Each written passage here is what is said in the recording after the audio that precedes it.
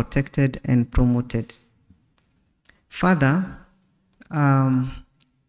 we do so through our blueprint, which is the social transformation through access to justice, popularly referred to as TAJ. We also cascade the same through the annual work plans and the approved budget, and also through the performance management and measurement understandings that hold us accountable to the STARG principles. The above documents are aligned with the National Development Agenda, which is the Vision 2030, and the medium-term plans. We are currently on MTP4. The bottom-up economic transformation agenda objectives, and other national government policy directions that we receive from time to time. Our social transformation through access to justice blueprint is anchored on 5 principles, and these include accessibility and efficiency, transparency and accountability, and I believe we are advancing that through this forum, inclusiveness and shared leadership, cooperative dialogue, and this is where we also engage other stakeholders, social justice. These are further elaborated through the objectives of the STARG that include a strong institution that is independent, accessible, efficient, and protects the rights of all, especially the vulnerable, an inspired team of justice, judicial officers, and judiciary staff committed to excellence in the delivery of justice, strengthened financial mechanisms that support the independence and integrity of the judiciary, deepened partnerships that enhance coordination in the administration of justice, enhanced public trust and confidence in the judicial system.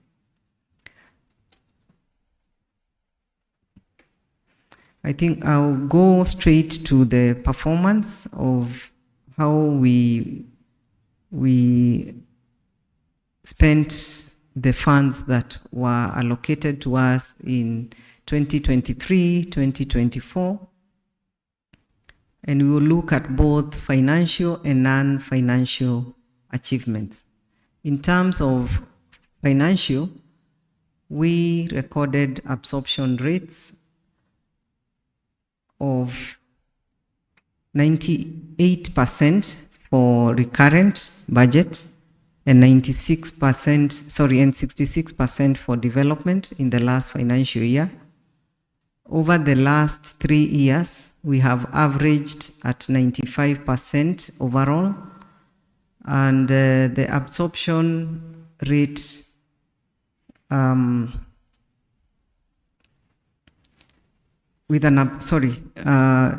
the overall budget absorption rate has averaged at 95 in the last 3 financial years,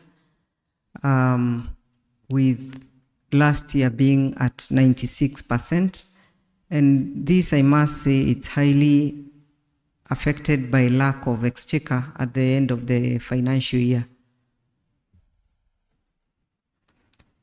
For the non-financials, we achieved the following. In terms of our core business, case clearance rate,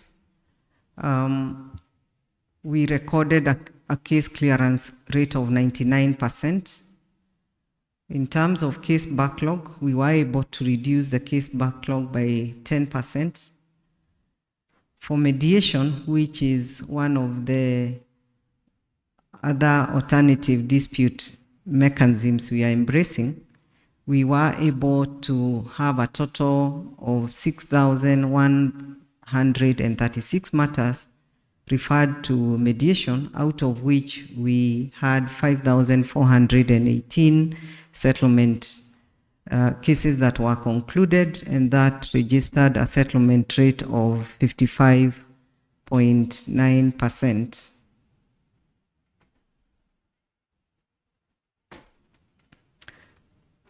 That unlocked 35.1 billion back into the economy.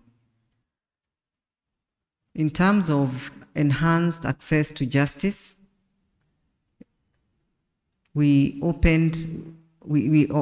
established 3 high court stations, namely in Kibera, Nyandarua, and Thika, 3 environment land courts in Naivasha, Nyandarua, and Voi, 3 magistrate courts in Etago, Malaba, and Port Victoria, 27 small claim courts with special focus on the border towns.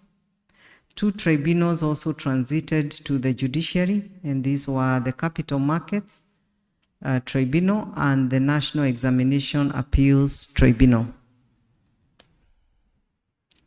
We also established some sub-registries. For High Court, we had 2 in Madera and Maralal.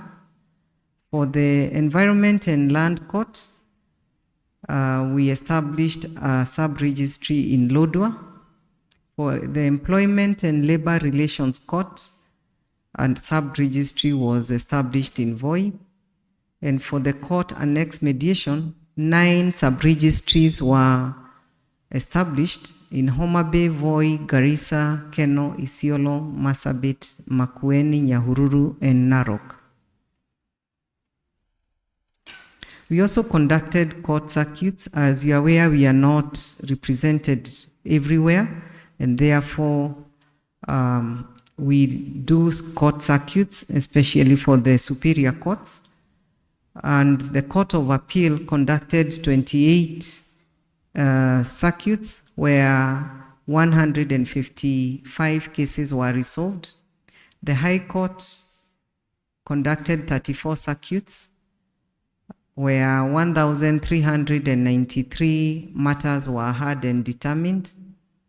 The Employment and Labor Relations Court conducted 7 circuits where 354 matters were again heard and determined. The ELC Court conducted 6 circuits where a total of 97 cases were heard and determined. And the tribunals conducted 32 circuits where 2,830 matters were heard and determined. Service weeks were also conducted for High Court, where 10 service weeks were held and 1,158 matters were again heard and determined. The ELRC Court held 1 service week and 84 matters were heard and determined. Tribunals held several service weeks across the country, where 3,360 cases were heard and determined. We also have Mahakama Popote and the Rapid Results Initiative. And for Mahakama Popote, it's where we engage the judicial officers serving in stations with lower caseloads to take up matters filed in stations with higher caseloads without traveling to those stations through virtual courts.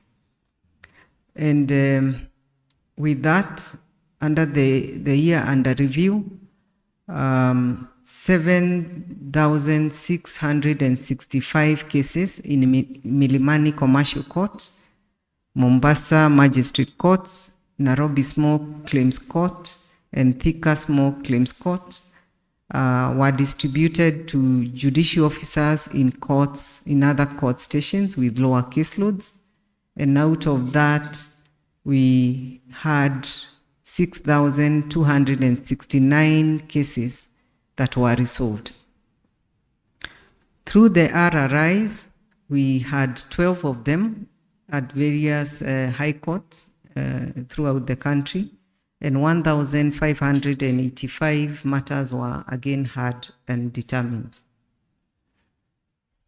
We have also embraced the alternative justice system that is currently being rolled out. And this is an initiative that involves citizens and communities in dispute resolution, leveraging on devolved system of governance and public participation. A total of 1,256 cases were referred to AJS, where 1,073 cases were resolved successfully. This was a noteworthy success rate of 85% compared to 41% recorded in the previous year. Again, leveraging on technology, I think this has been mentioned by the DCRJ, where we had electronic e-filing system being launched in all our court stations during the year under review, and a total number of 295,322 cases were registered from all courts during the period. Case tracking system, we continued improving it with the aim of optimizing its performance and providing an improved user experience. And some of the features that were introduced include individual users to request mapping for existing cases. State agencies are now able to request for mapping again also for existing cases. Automated allocation of mention dates in all magistrate courts and high courts. Uploading of judgments and rulings, and this ensures that our stakeholders, our litigants and advocates have instant access to court decisions. Those are just pictures on how the launch went live in all our stations on the 11th of March. And as mentioned earlier, another feature that has been introduced is the course list portal, and we have the link there. You can now access the course list at the comfort of your phone or your home. You can also access the court decision portal, which carries all decisions from courts and is open to the public.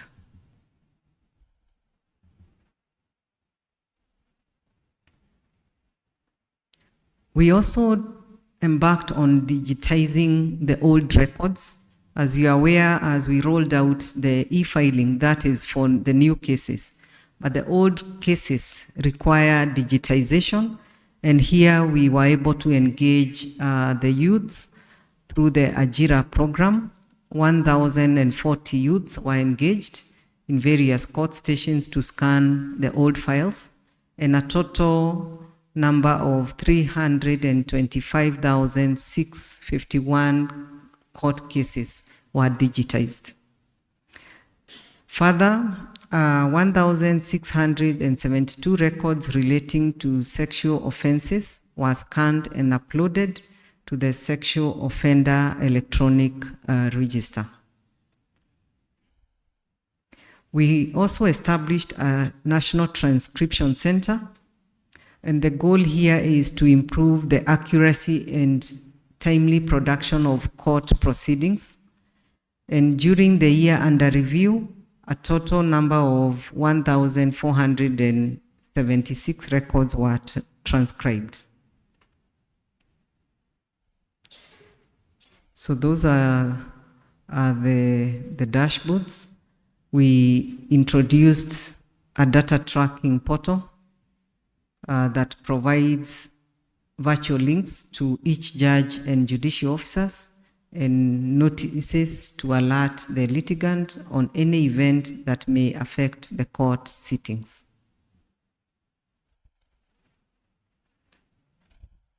Turning to infrastructure, under the ICT, Judiciary continued to provide internet services to all our courts. tribunals and other offices in collaboration with the Communication Authority and ICT Authority.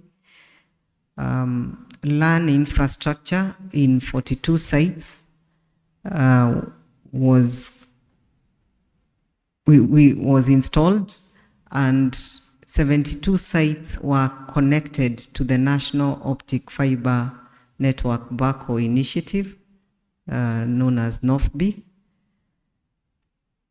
We were also able to conclude and the constructions for the Marsabit Judges Residence and Wanguru Law Courts during the year under review. I think technology is really failing us. It's a bit slow and it's not synchronized with what I'm presenting. There are some of the pictures of, that is the Marsabit Judges Residence that has now been complete. Indeed, we would wish to build such residences, especially in the far-flung areas, for our judges and judicial officers, but we are limited in resources. That is the Wanguru court premises that has also been completed. In terms of enhanced human resource, 20 new High Court judges were appointed and sworn in May, and 9 legal researchers were recruited. 32 resident magistrates were also designated as adjudicators to attend to the small claims courts matters, and this brings the total number of adjudicators to 131. And the judiciary also facilitated the swearing in of 39 chairpersons and members of 12 tribunals.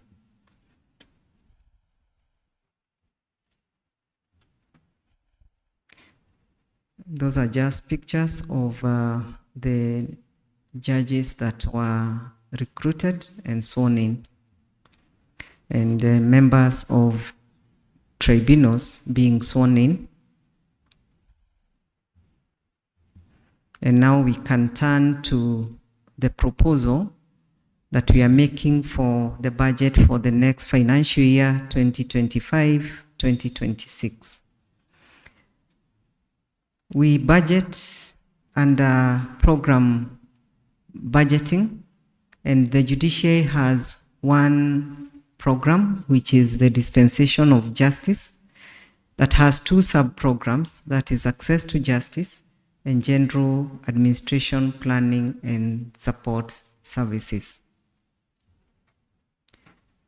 Under the access to justice, which is really our core business, we are prioritizing the following areas. One is expansion of the small claims courts across the country. These are courts that handle cases that have a value of 1 million and below, and have proved to be quite successful, but the workload is really increasing. Establishment of magistrate courts in each sub-county in line with our stage. Establishment of High Court in each county in accordance to our Judicial Service Act. Establishment and rollout of additional ELC and ELRC courts. Expansion of court annex mediation program. Promotion and mainstreaming of AJS in courts and sensitization and capacity building to the communities. Enhancing adoption of technology for justice administration. Promoting access to justice for vulnerable groups, including establishment of more sexual and gender-based violence courts and child-friendly courts. Completion of the ongoing court constructions. Establishment of new sub-registries and conducting circuit sessions by superior courts. Conducting of mobile courts under the subordinate courts. Under the sub-program on general administration, planning and support services, we are looking at enhancing our security in our court facilities. And this is an area we have been hit badly. We recently lost one of our judicial officers at Makadara. So we would really wish to enhance security in our premises, improve administrative and financial management services by implementing the Judiciary Enterprise Resource Planning System.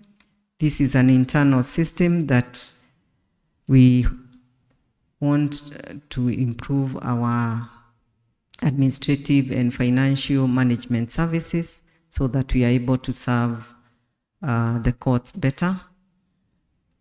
Provision of internet and ICT equipment to support the program on decongestion of prisons, where all courtrooms require ICT equipment, including laptops, to enable instant processing of cash bill and fines, and automation of court services, including e-filing. This is an area we have not been able to achieve despite the gazettement. As you notice at the back of the popular version, we have included the gazette notice on how we can refund the cash bill instantly, but we are still facing challenges because we do not have the right infrastructure and capacity in terms of also human resource. Facilitation of state officers and court stations through leasing of motor vehicles and provision of fuel as well as maintenance. Continuous recruitment in line with the organizational structure for effective dispensation of justice. Facilitating conducive work environment by engaging cleaning services for the courts and the other premises, as well as improved wellness for judges, judicial officers, staff, through provision of medical cover. I'll now turn to what we requested. I think this has been mentioned in the opening remarks by the DCRJ, that for the coming financial year, our resource requirement is at 40 billion, and it comprises 31.6 billion under recurrent and 8.5 billion under the development. However, the proposed ceiling for the judiciary is at 24.9 billion, comprising 23.4 billion in recurrent and 1.5 billion in development. This leaves us with a financing gap of 38%. The highest financing gap is in terms of percentages. It's in development at 82%, and this is worsened by the recent budget cuts that we suffered, which were 50%. So most of the projects are actually stalled, and we still also have pending bills and arbitration costs. We are currently being taken to court by our contractors because we are unable to pay them. For recurrent, the deficit is at 26%, and judiciary is also looking at other areas of funding, and we are constantly engaging other development partners to be able to mobilize additional funding so as to reduce the funding gap. With that funding gap, we will have some of our key priority areas that will remain unfunded or underfunded. These include the recruitment that we had planned to do so that we get more judges and judicial officers. That goes together with the other benefits. We are also looking at the area of automation. We will not be automated, as I mentioned, as would have wished because of the limited resources. Court circuits, service weeks, mobile courts, scene and prison visits, and other travel expenses.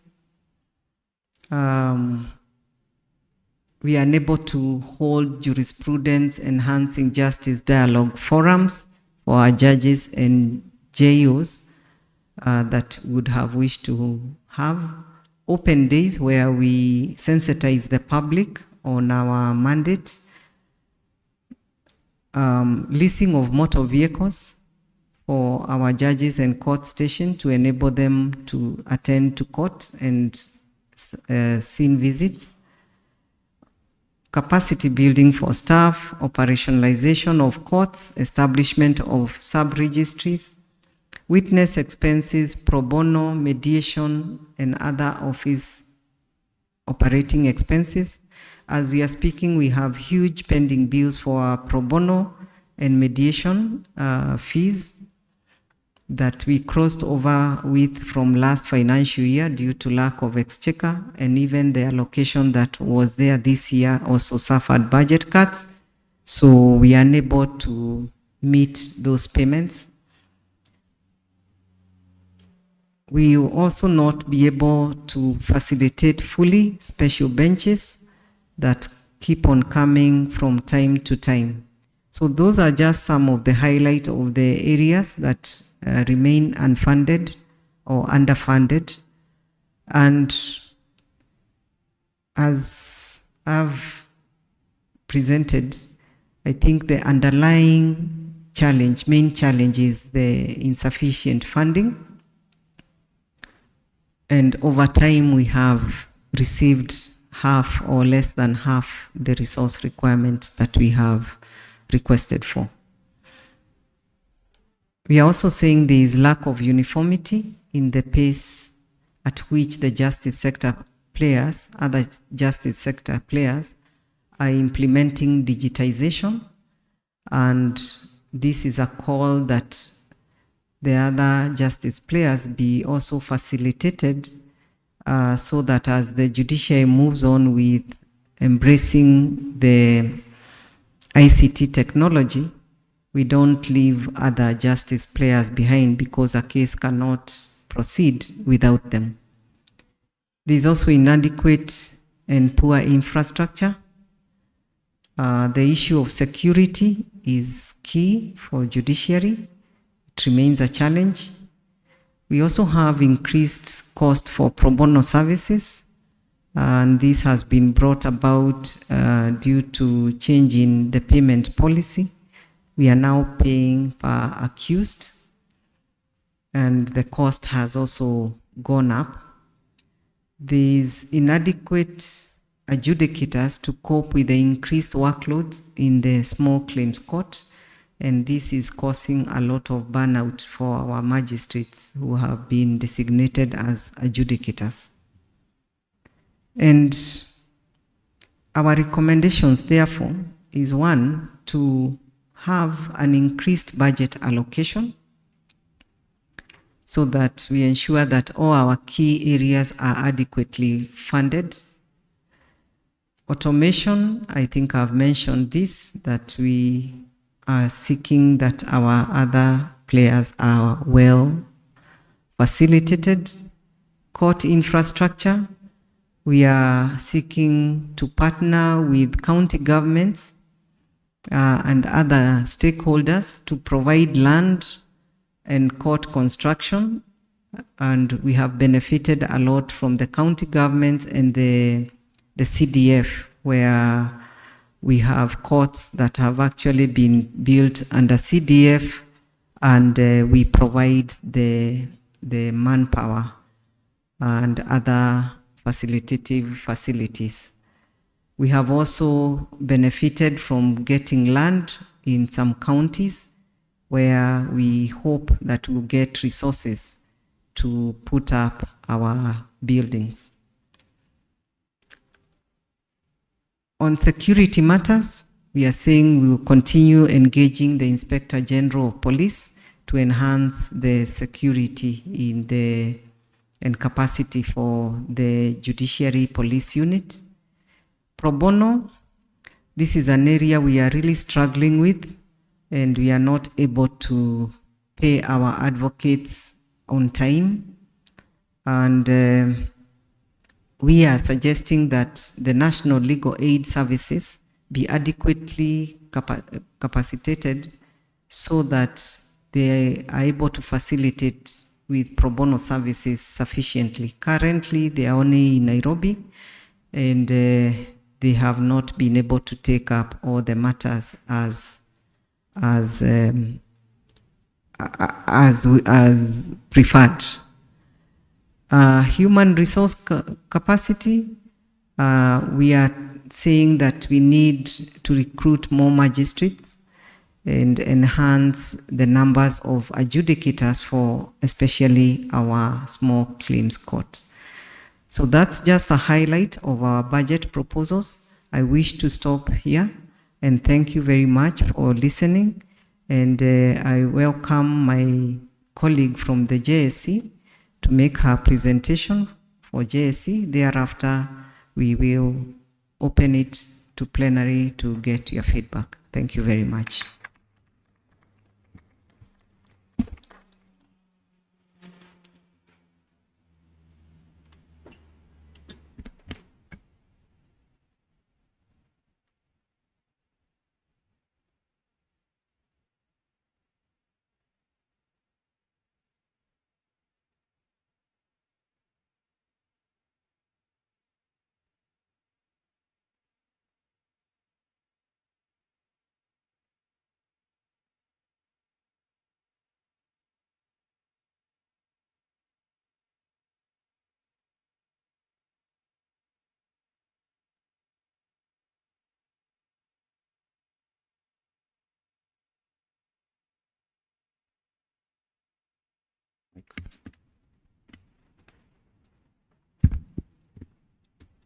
Honorable DCRJ, representing the Chief Registrar of the Judiciary, and all esteemed delegates or the participants who are here, good morning.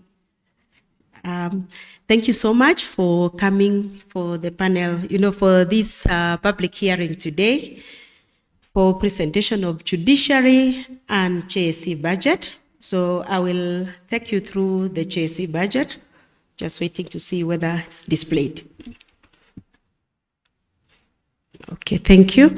So we'll just go through a very short presentation from Judicial Service Commission, where we're also looking at the same outline that my colleague has used in terms of, we look at who JSC is, because these are some of the aspects where we continue to educate the public in terms of our mandate and what we do as an institution.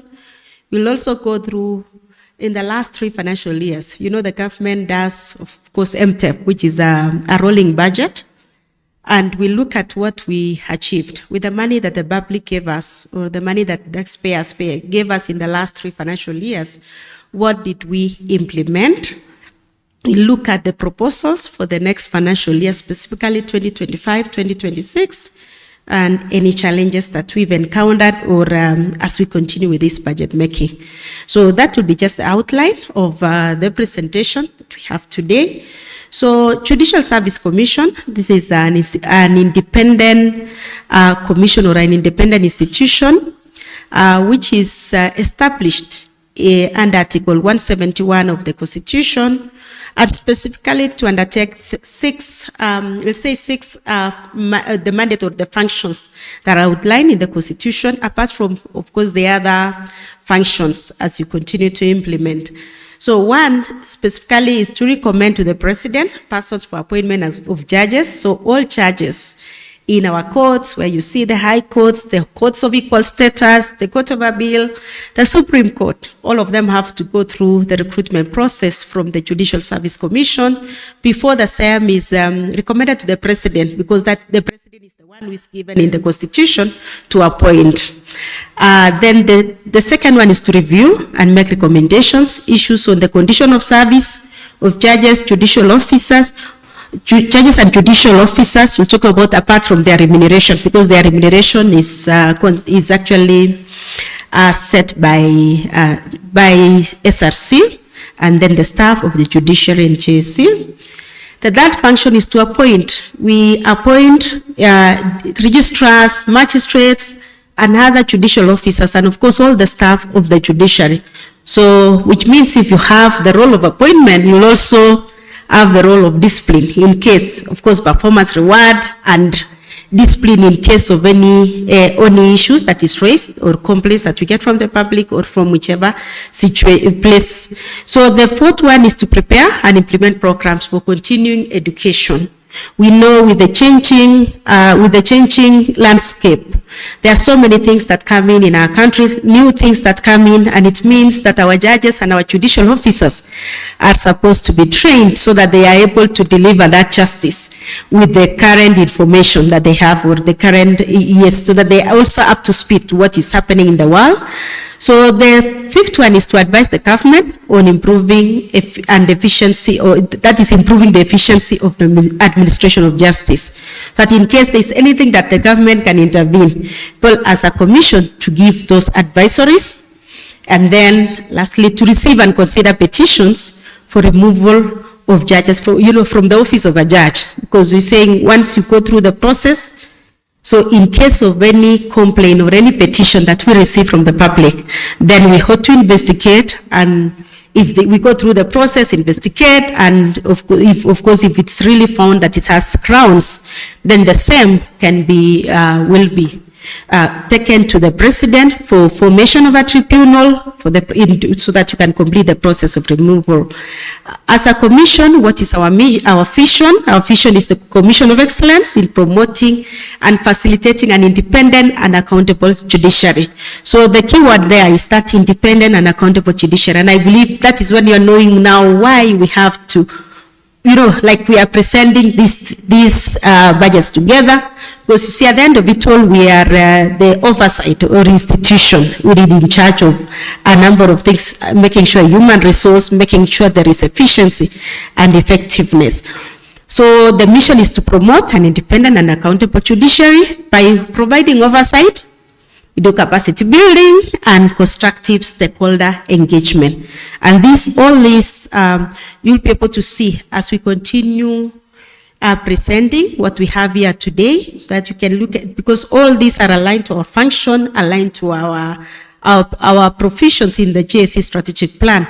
And this is where we derive our budget. At the end of it all, from the functions that we have, then the strategic plan, where we are implementing a strategic plan which ran from 2022 to 2027.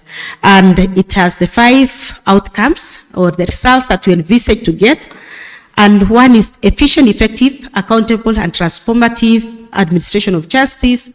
We are also aiming to have a motivated, professional, dynamic, and of course responsive judicial officers and judicial staff, so that the public or the citizens can be able to get the service that they require. Then we have also an outcome of sustainable funding, funding and sound financial management, so that apart from funding, can we be able to also use the resources that we have prudently. That is for now the commission and judiciary, and then increase public confidence and trust and strengthen institutional capacity. So those are the outcomes that are under our strategic plan and which the commission is implementing. So the budgeting process is what my colleague has already indicated, just following the normal government process on the same. So we have, as a commission, we have 1 program, judicial oversight, and then 2 sub-programs, which is administration and judicial services, which is implemented by the secretariat, and then judicial training. We have a whole institution, which is called Kenya Judiciary Academy. And that is an institution that is in charge with making sure that they develop programs, they undertake training for our judges and judicial officers. All of them operate under that 1/4 of JSC. So as we are a public institution, how are we accountable to the public? Even this being one form of accountability to the public. So commission is alive to the requirement of ensuring that the judiciary and of course the commission is transparent and accountable to the public. And what have we done? We put systems in place to ensure there is transparency and accountability. Some of the systems that we put is establishment of committees. We have a finance committee and specifically an audit, governance and risk management committee. So what the finance committee does is they do approve the budget for judiciary and JSC. And this is as per the provision of JS Act, section 29. And all this is at the end of it all to review so that we ensure that all this budget is of course prioritized to the core mandate, whatever is going to touch the public and the citizen. Then we do this also through monitoring of the budget. So on quarterly basis, JSC as secretariat and judiciary presents our budget performance to the commission. That way they are able to review, and if case there is anything that we need to reorganize or refocus the institution, that is where we get the advisory. So, and then propose risk management strategies to ensure that at the end of it all, we have, if there are any audit report, to ensure that no resources are lost, and each and every one of us is accountable for the resources that we are given by the public. And of course, having that function of complaints and disciplinary process, that is also one of the ways. So we ensure that those are some of the systems that the commission has put in place. Then this is a small section of, just wanted to encourage the public that we get the feedback, whatever the feedback we get from these public hearings. We, as an institution, as a commission, as a judiciary, we get them and we are able to, what we are able to implement, we implement. What we are able to include in our budget immediately, we take those feedback seriously, and we ensure. This is a summary of public hearing feedback that we got in the last financial year, and of course what we've done. So we've just classified on 4 areas. One was recruitment of judges and judicial officers. There was a long concern when we went round to the 5 regions where we concerned in terms of increasing the number of judges, increasing the number of judicial officers and staff. And during the last financial year, specifically last financial year, at least we recommended 27 judges for recruitment, appointed around 446 judicial officers and 433 judicial staff. Then another concern by the public was the issue of really case backlog in terms of reduction. How are we reducing the case backlog? So to address this concern, the commission, there was judiciary and the commission, they developed a caseload policy, which the commission approved. And in this policy, it had measures specifically in terms of how to measure the progress in dispensation of justice and provide information of efficiency of judiciary policies and programs. So the other issues is the approved charges and judicial officers performance appraisal framework, which the commission also approved to ensure that the performance of our officers is measured, and in that case, the performance of all productivity is increased, and that way, at the end of it all, we are able to increase public confidence. There were also issues that were raised by the public on alternative justice system, issues of ADR, why can't you use this? And to promote HAS, the commission developed and implemented an HAS policy in the last financial year. There was also an HAS annual conference in June 2024, which was specifically to be able to continue informing the public of these alternative ways of resolving conflicts. And then proposed allocation. Of course, the commission also during the budget, when they were prioritizing the issues of division of the budget, they looked at least they should proposed allocation to fund HAS secretariat so they're able to implement the aspects or the recommendations in the baseline policy that had been. And the last one, cleaning judiciary, you've seen in my colleague's presentation, there are a number of areas where they have also ensured that there is solar system and funds allowing. I know this financial year they were to increase the number of courts under solar or alternative, the clean energy.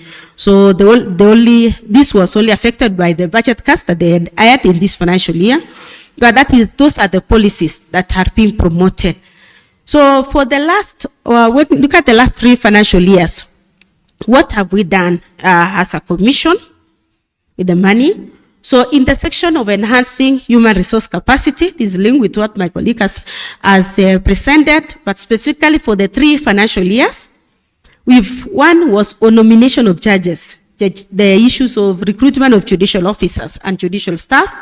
Find for the last 3 financial years, we've had 47 judges who were recruited, and out of those, 7 were for the Court of Appeal and 40 for the High Court.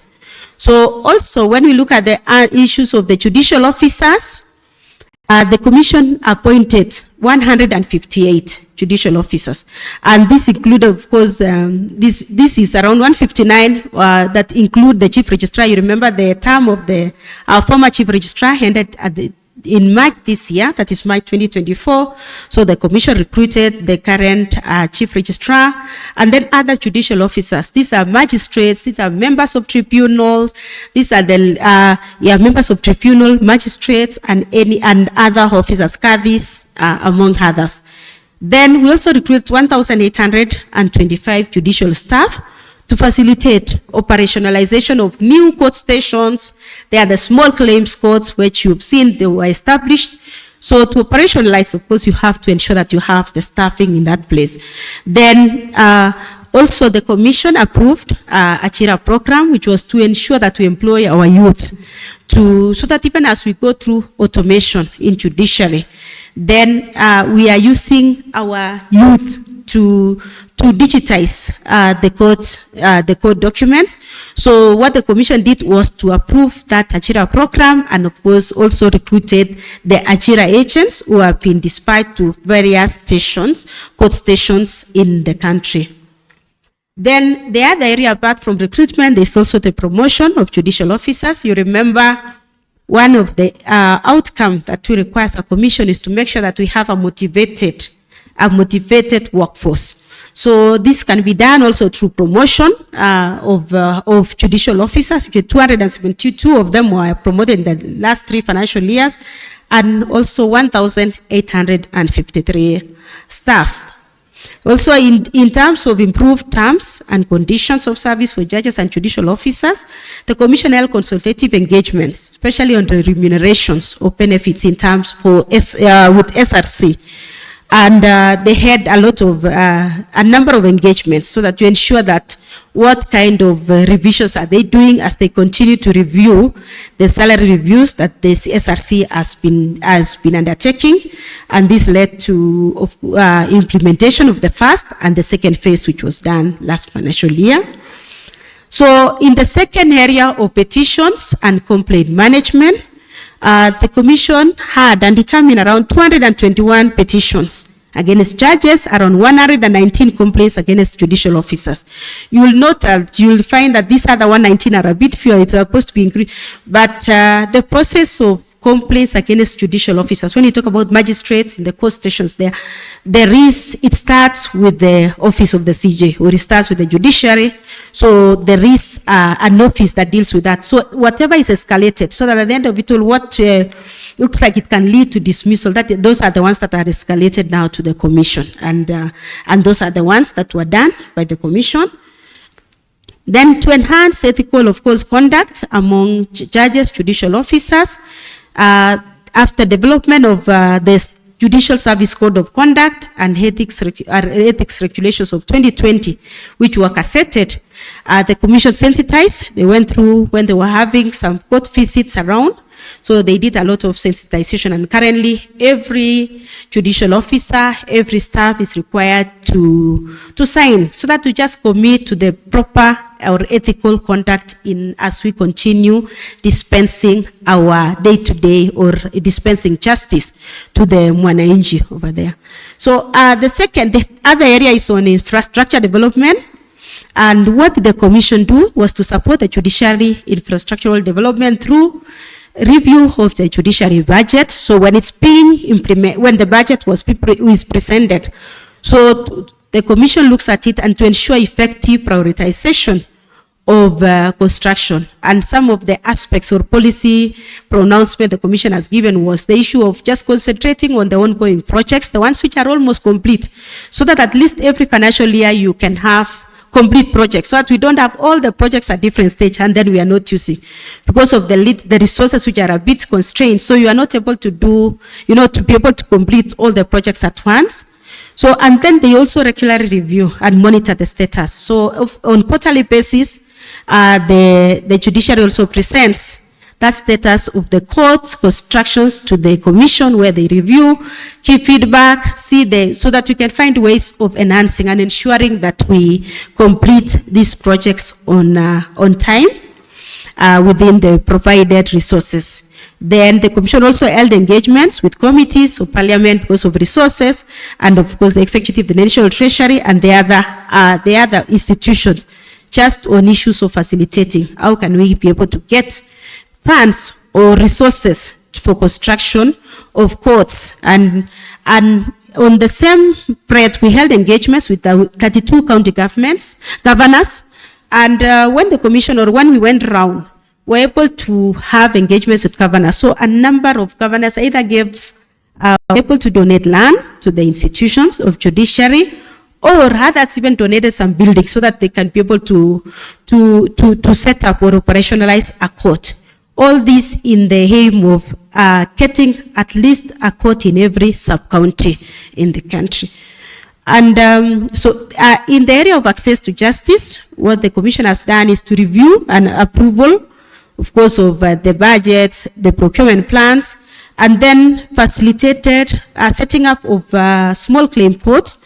And this was through recruitment of the 70 resident magistrates, which were done in the last financial year, and they were cassated as adjudicators, because adjudicators are the ones who hear cases in the small claims courts. Then deployment of ICT within the institution, within the commission, to ensure there is improvement, and of course in terms of access to the services.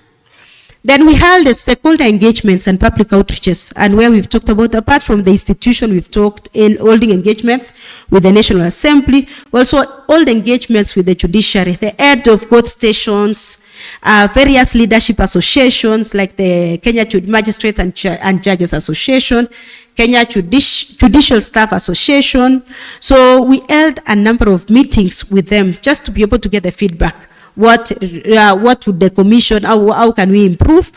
And apart from that, last year we did a whole outreach program where the commission just visited 60 court stations, so that we are able to see the conditions of the places, to be able to hear from our internal stakeholders and of course external stakeholders. In those meetings, we met with LSK, we met with the court users committees in various stations, and we also met with the staff, the judges, the judicial officers, and the staff, just to get feedback on what can be improved in terms of administration of justice.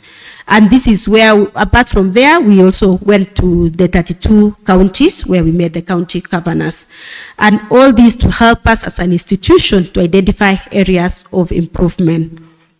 Then the other achievement in the area of policy development, we developed 19 policies and guidelines. All these are policies that can help to improve access or improve administration of justice in terms either the staff, either the issues of managing the staff, and also issues of course, undertaking the core mandate. So you'll see some of them like alternative justice system. I've mentioned the policy, gender mainstreaming, training policies, the records management, active case management guidelines. So those are some of the documents that were approved by the Commission in the last financial years, the 3 financial years. And lastly, under judicial training, we held a number of around 21 programs to be able to equip judges and judicial officers.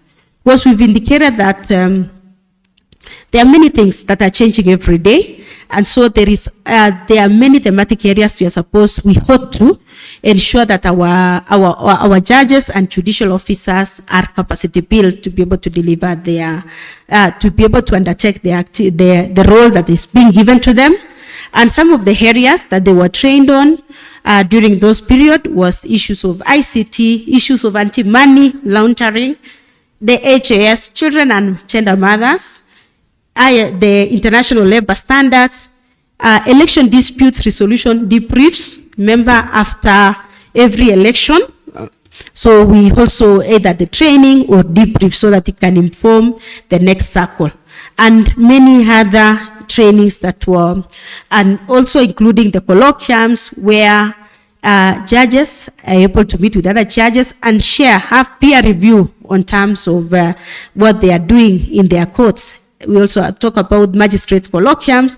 So all those are the ones that were undertaken by the Commission through our Kenya Judiciary Academy in that period. And then 489 staff attended various trainings during that period. So all this, what we are saying, we implemented.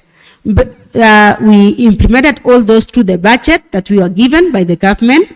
And the budget that we have there is it was 618 million, that is in 2021-2022, which grew to 896.6 million in 2023-2024.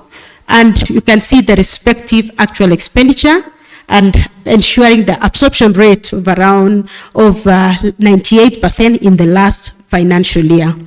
So that is how we spend the finances that of course the Mwananchi gave us during that period. So the next section we are looking at is now going forward, when we are going to the next financial year. So what are the plans? What are we planning to do?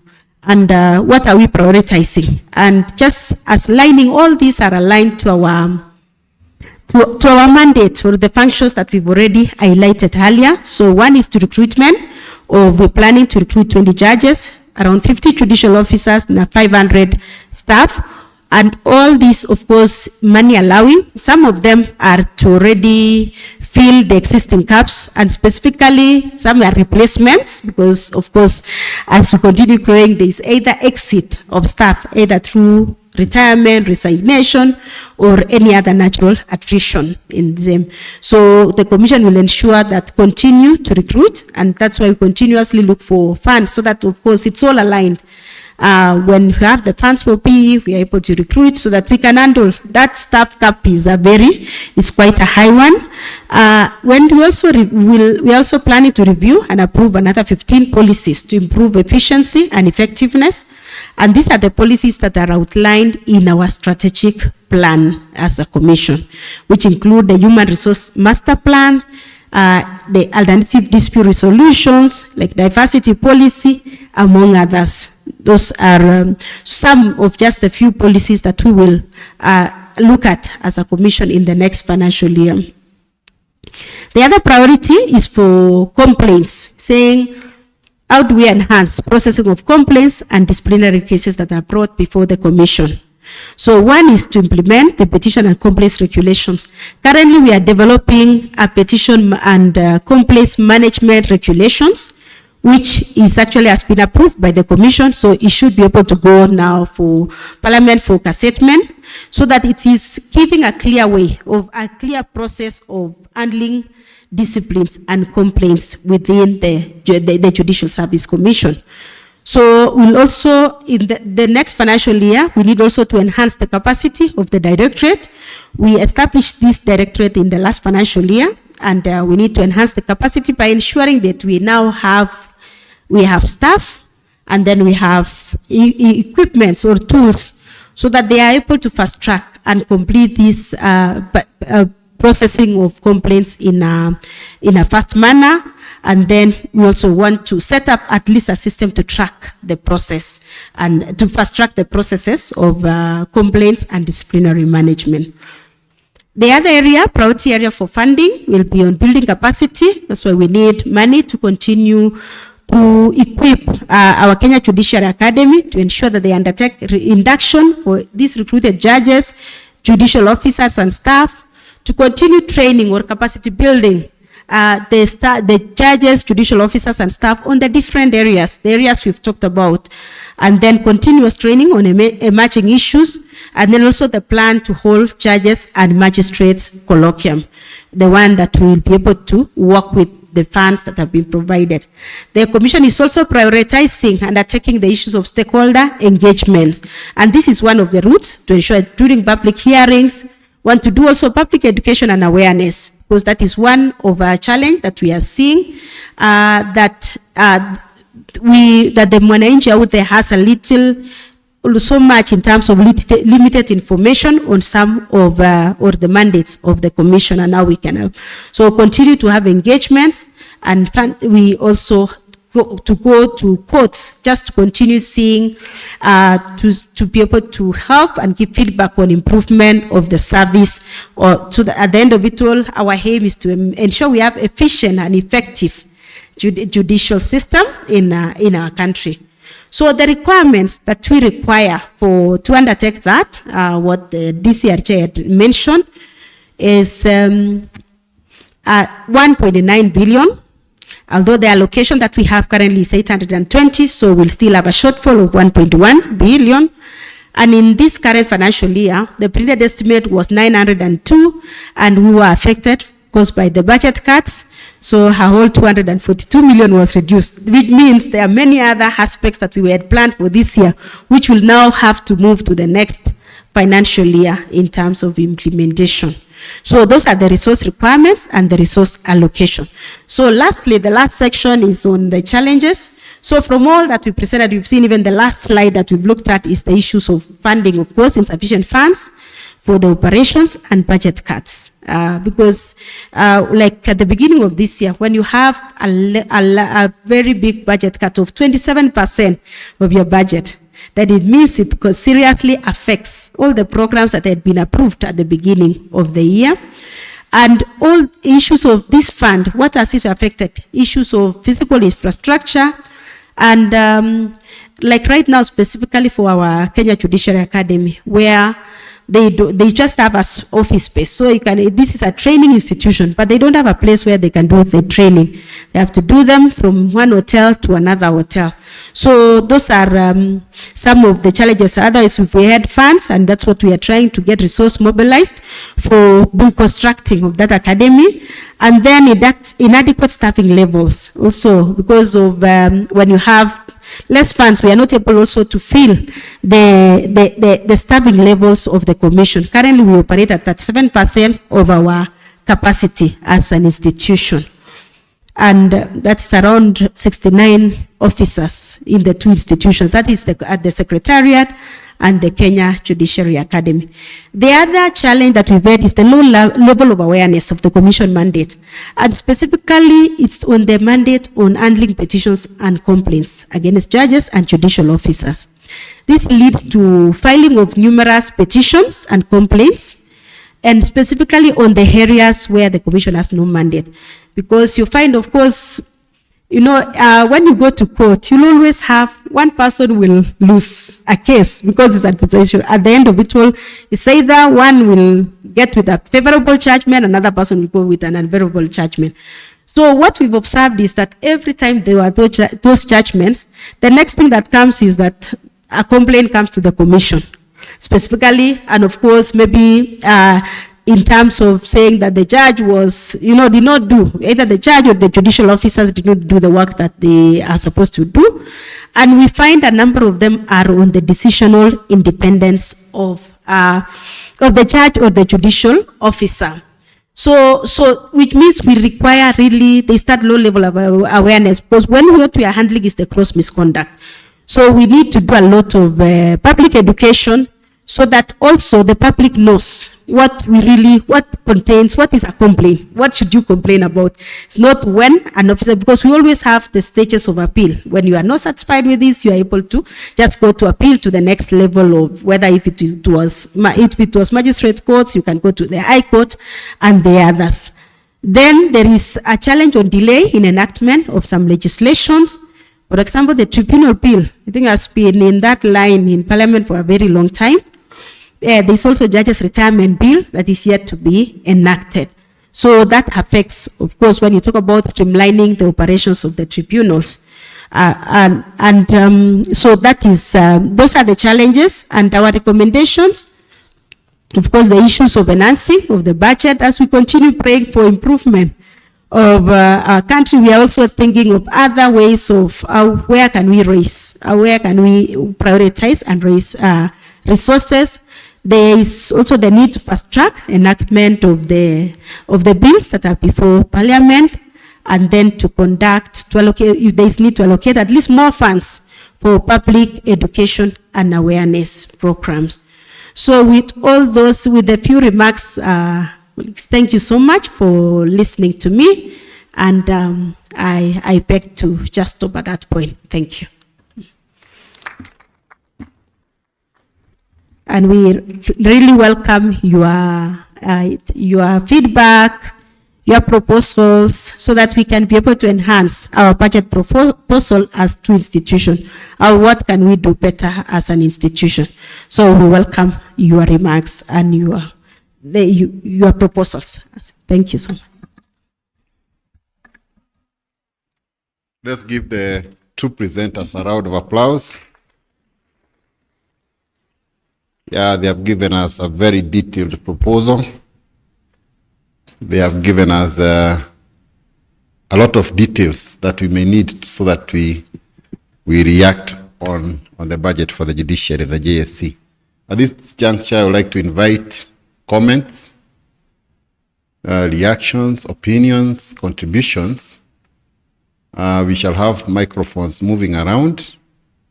You only need to raise up your hand. Tell us your name, the institution you come from, and then you raise your question or comment.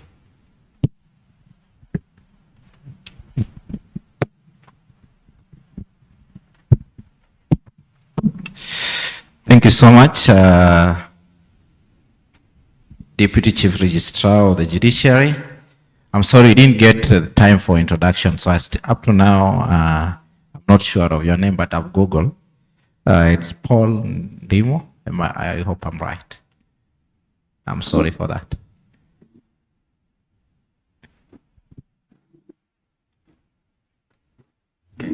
Yes, you're right, I think. Thank you so much, sir. My name is Bon Makulwal. I work with ELGIA. ELGIA stands for Electoral Law Governing Institute for Africa. I'm also a practicing advocate. Thank you so much for the two presentations from both the directors, finance directors of Judiciary and JC. Same applies to you, though I didn't Google your names because we did not really get your names, but it's fine for the next time. I have a few questions and comment. One, on the issue of absorption rate of 95 that has really reduced for the purposes of exchequer. That is now for the judicial presentation. What was the rate that it really affected your performance in terms of review? How much was your performance affected by that reduction from the exchequer in terms of calculation? What is the rate? I really wanted that to come from in your presentation. My second question is for the two presenters. On your areas, priority areas of funding, you have listed them. Are they listed in an order of any priority? Or from somebody who is reading your presentation, will I take it that you have listed them in order of seriously affected to least affected on areas of priority areas of funding. And because that one should really come out. I work with from a development partner, LGA. If now I read your recommendations, would I really take that the least one was the one that was really affected? How will I, if I want now to come and try to support judiciary or judicial service commission, would I take it that the least in the one in the list was the least affected, the least priority, or how do you want to handle it? I will of the opinion we don't use the word priority areas. We just use areas that are affected, because if you talk of priority, meaning the list should also reflect priority. It should be on the order of priority from your angle, where you sit from as a drafter. Then my third comment and question will be, listening to you, there's a lot of duplication between judiciary and judicial service commission, apart from maybe on judicial training, especially on your areas of achievements. You almost presented the same document. What do you want to do about that in terms of budget cuts that you are suffering from? Because listening to the two presenters, I will tell you that if you talk of using technology in dispensation of justice, I listened to that from the Judicial Service Commission. I also listened to this from the judiciary as an achievement. How do you intend to really bring these issues so that the issue of proper utilization without duplicity really comes out on the two important institutions that are before us, the judiciary and Judicial Service Commission? I leave that for you. And then lastly, on the Judicial Service Commission, your challenges. Yes, you have listed the challenges and the recommendations. But we want to hear challenges that touches on financial utilization. When you talk of challenges in terms of lack of public sensitization, yes, it's a challenge on the judiciary, but is it really, were you presenting challenges that on the budget? What we want to hear, what are really the challenges that you are facing in terms of budget cuts and how this affects, for example, lack of personnel in the judiciary. When you talk of lack of funds, it's too general. We want to see that one of the challenges the Judicial Service Commission is facing is, for example, low rate of human personnel. That is a real challenge. But when you say the lack of funds, I mean, I think people have heard that several, and it's across the board, it's everywhere. So let us hear your real challenges that come from this lack of finance. That is what we want to hear. Thank you so much. And I think that was a good presentation. Thank you so much. Thank you very much. Another comment? Another comment over there?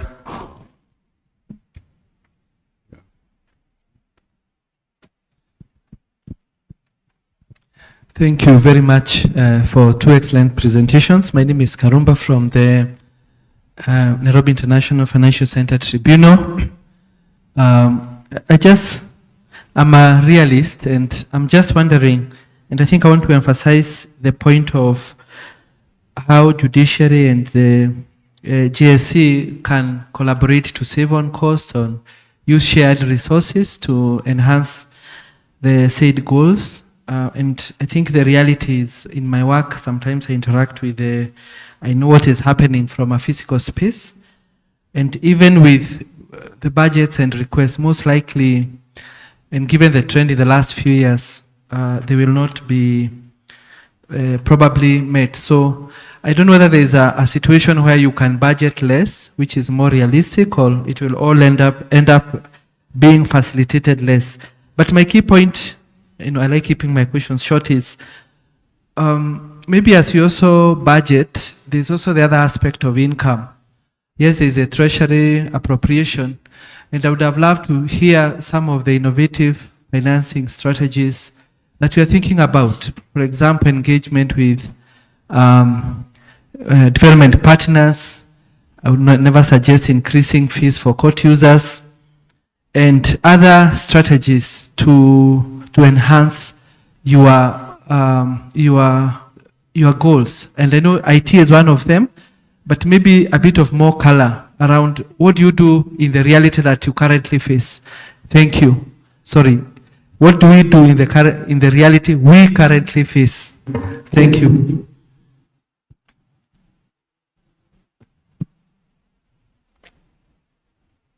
Thank you.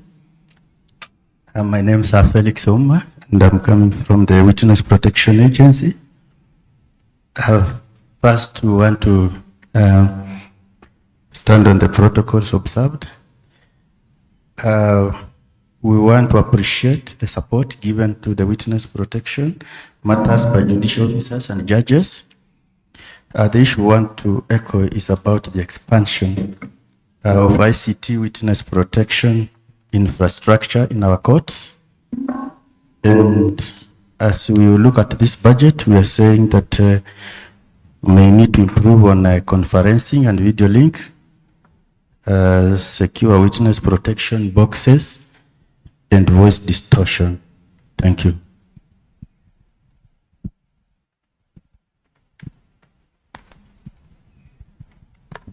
Next, if we have another comment, just down here, below me here. Okay. Good morning. My name is Jacqueline Kate. I'm the Deputy Chair of the Rent Restriction Tribunal, and I want to applaud the judiciary for the effort to digitalize the courts. Indeed, you have managed to actualize Article 159 of the Constitution, and indeed bring life to the stage blueprint. I have a concern, especially from the Rent Restriction Tribunal where I sit. We find that the courts are not fully digitalized, and in as much as we want to do virtual hearings, it is almost impossible to do so.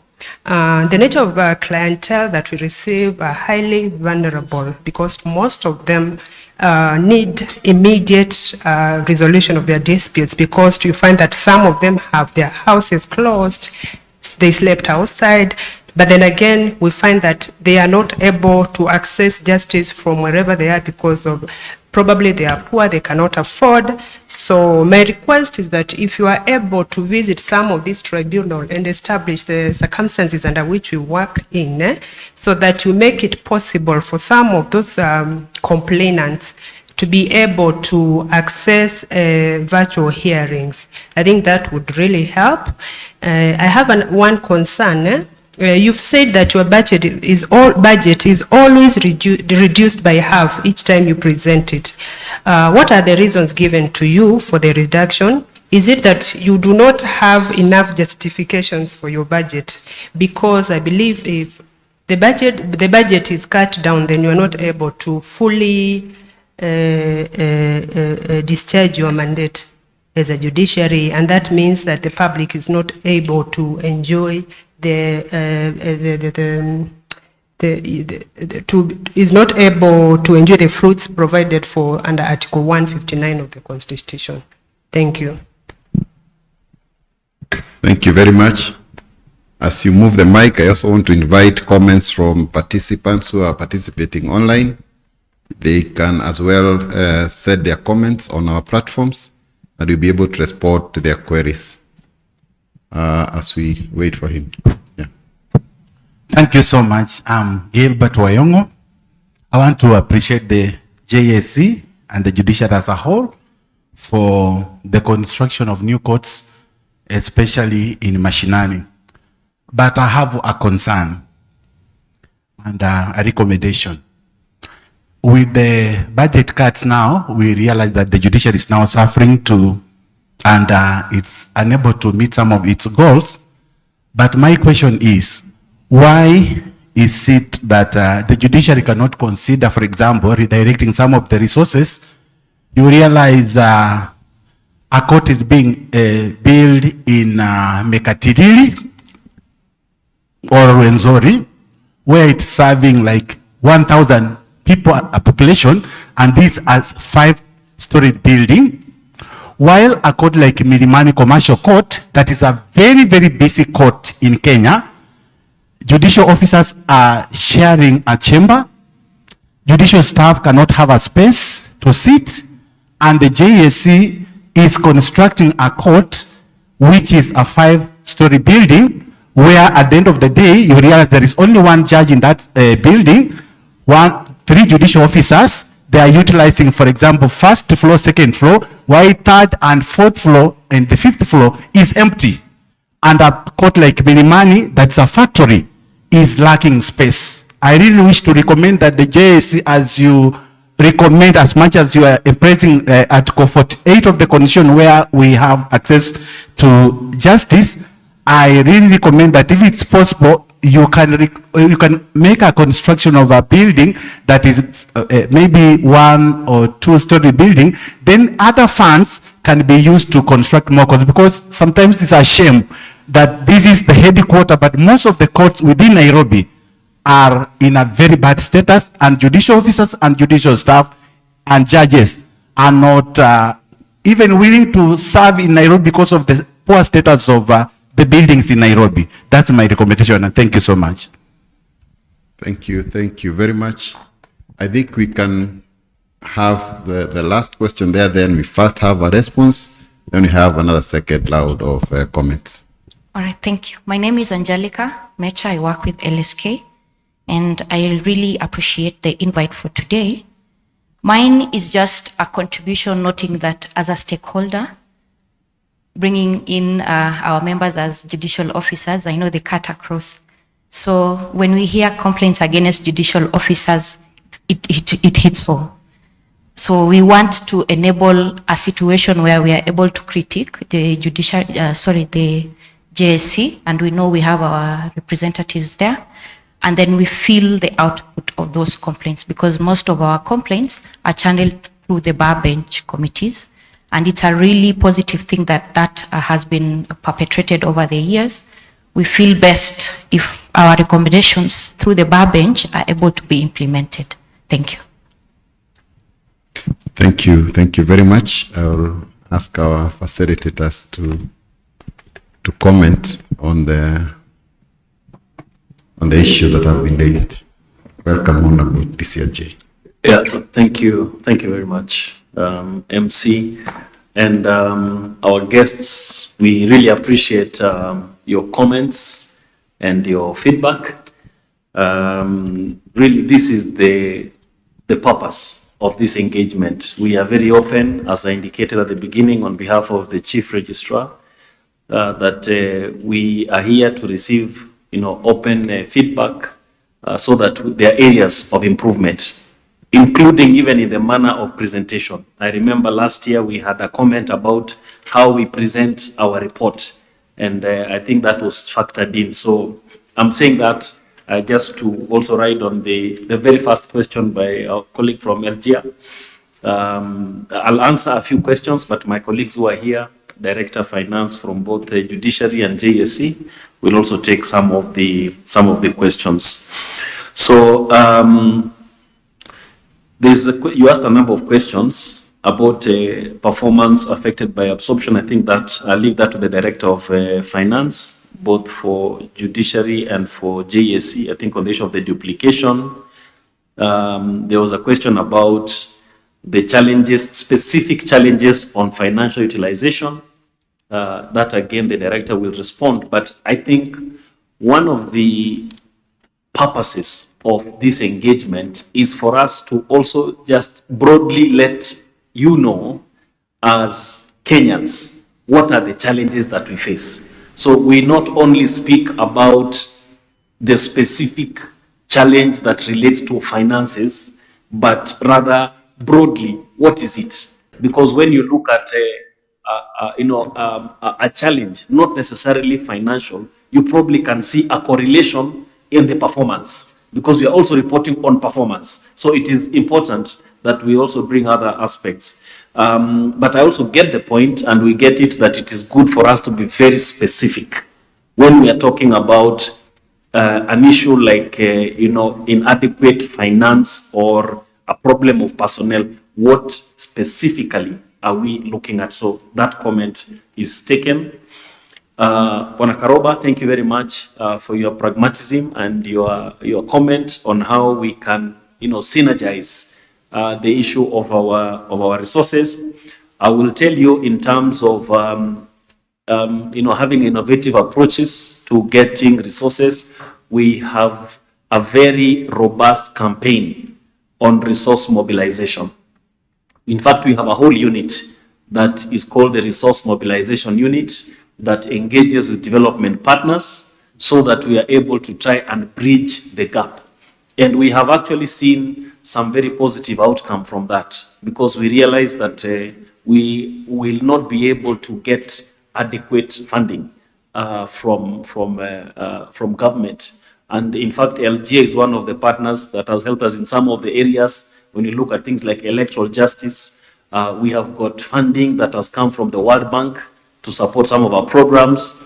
We have the European Union that is currently funding a very big project, which we call the PLEAD program, in a number of counties across the country. So we have got quite a few programs that we have engaged with development partners to help us and to be able to supplement the kind of budget that we have. If you are able to push and help us increase fees, I think that would be another way.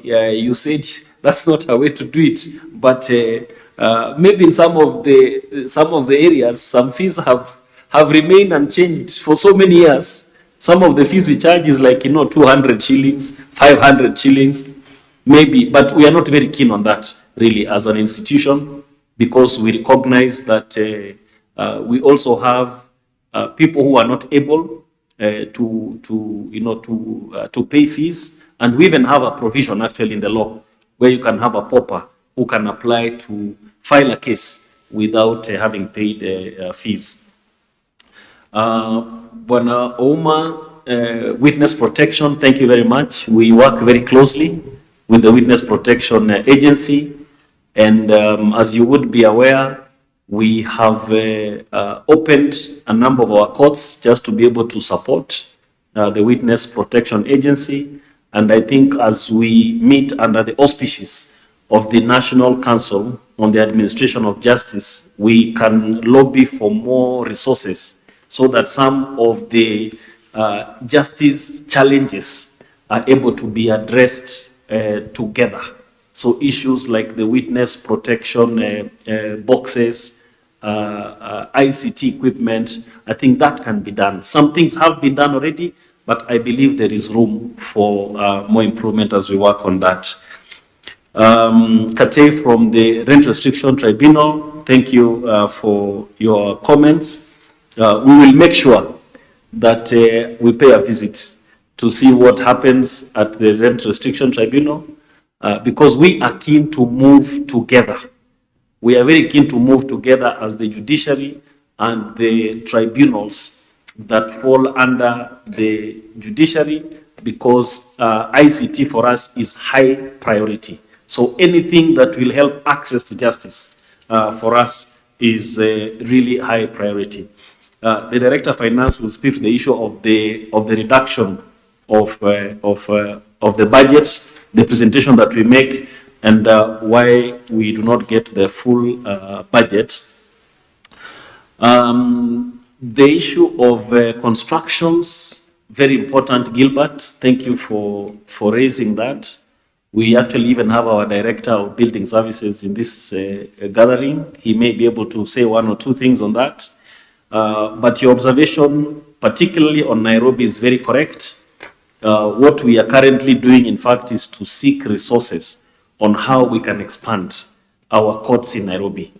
What has happened in the last maybe 14, 15 years is because we realized there is such a gap there is such an infrastructure gap across the entire country that when we started to look at access to justice, the questions that we're asking is, Nairobi has some courts, yes, which is fine. But when you look at a place like Isiolo, there was no court. When you look at a place like Lamu, there was no court. So we had to look at and say, so where do we start? So we actually started off from quite a number of places. And as we speak today, we are very happy to report that we have high courts in 46 out of the 47 counties. That is something that was not there 10 years ago. We are moving very fast to ensure that we have got courts in every sub-county. But as you've correctly pointed out, as we have done that, we've realized Nairobi is actually in a terrible, terrible state. And so we are now focusing our energies to see how do we support Nairobi. We have recently opened a court in Dagoretti, and that is going to help to start decongesting some of the caseload that we have from Milimani. We are also looking at opening a court in Kasarani, in Mihango, and the other one is, where is it? Is it Huruma? Huruma. So that way we will start to decentralize and also to have access to justice for populations that are in that side. So we are very actively thinking about how we can not only build the capacity of Milimani, but also just to decongest so that one, we have access to justice for the people on that side, but we also reduce the pressure that is there here in Nairobi. Angelica, thank you for your comments. Bar bench, yes, that is a very important forum that has been created to have that exchange of ideas, and we are very open, really, as a court. I believe in each of the courts we actually have a bar bench that takes in suggestions. We also have court user committees, really, that are broader than just the bar bench. We have got others, and so suggestions can be taken on there. And then again, as you very correctly observed, we have representation at the highest level. That is the JSC of not one but two representatives that can bring issues if those things need to be escalated. I think with those a few responses, let me ask my colleague, Director Finance Judiciary and Director Finance from JSC to be able to respond to the other matters. Okay, thank you. Thank you very much. So we'll have a second round of questions. So it's okay, let them answer first and then we'll get to you. Thank you very much, DCRJ. My name is Beatrice Kamau, Director Finance Judiciary, and apologies for not introducing ourselves earlier. I think we were conscious we were late, so we started on the business. Thank you very much for the question on absorption, and specifically you want to know how much of that was caused by lack of exchequer.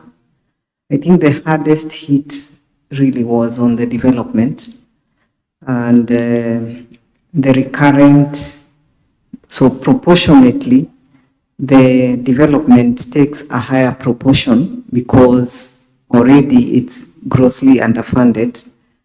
And the problem with this is that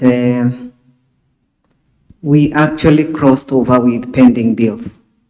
So overall, what was caused by lack of exchequer is about 4%, but that again eats into this year's budget. Because for instance, I'll tell you for the development, we even procured laptops, and we had also certificates for contractors that we were not able to pay.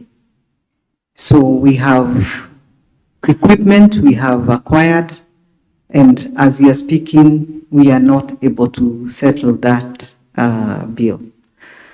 That has been made worse by now the current budget cuts, where development suffered 50%.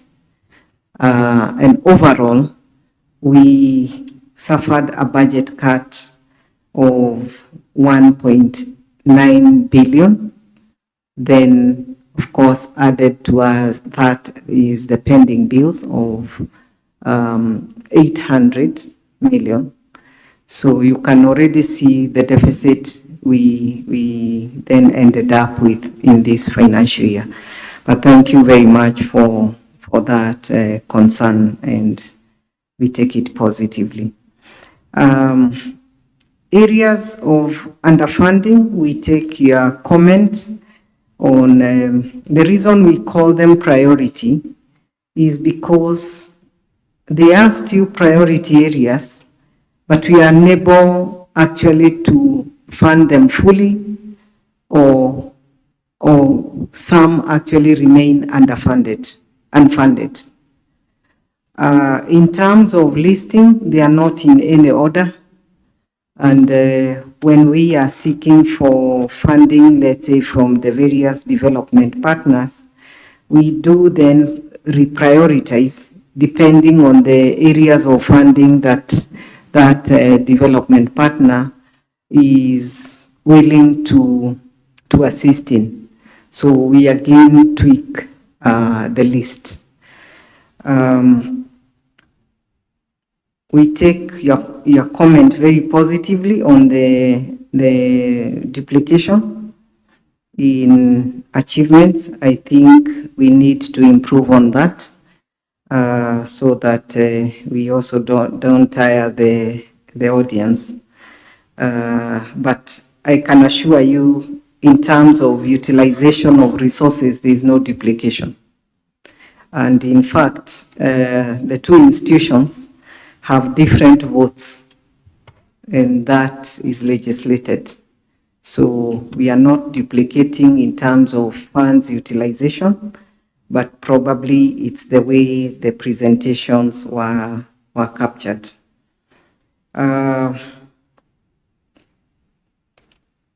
I think the budgeting more, less, because we don't seem to be getting what we budget for.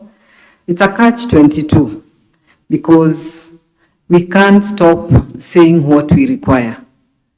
So in terms of our requirements, we believe we will still have to state what we feel we require to deliver our mandate. Whether we are funded half or 75, I think that we will still continue. But over time, you realize that they are not necessarily, the resource requirement is not necessarily the same, especially where we have gained certain cost-saving measures, leveraging on things like technology. And even as we move along,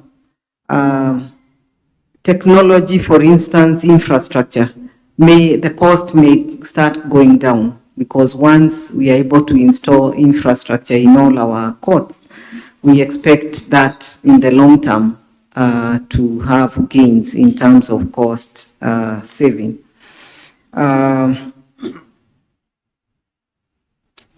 I think the other issue about the mismatch between our court premises and caseload, I think I'll leave it to my colleague, Deputy Director, Building Services, to answer that. Why we are always funded half. Again, I would want to say this is maybe a Kenyan problem because of the state of our economy. As much as we still earn for more, we are also cognizant of how the economy has been performing. that is not an excuse for the National Treasury, and they are here. I know they can also tell us why they don't give us all the resources, and the National Assembly are also represented. But we are cognizant of how the economy is performing, but we wish that we can also be considered even within the reduced basket, if we can also be considered, especially for our really critical areas. I think the other ones have been answered by our DCRJ.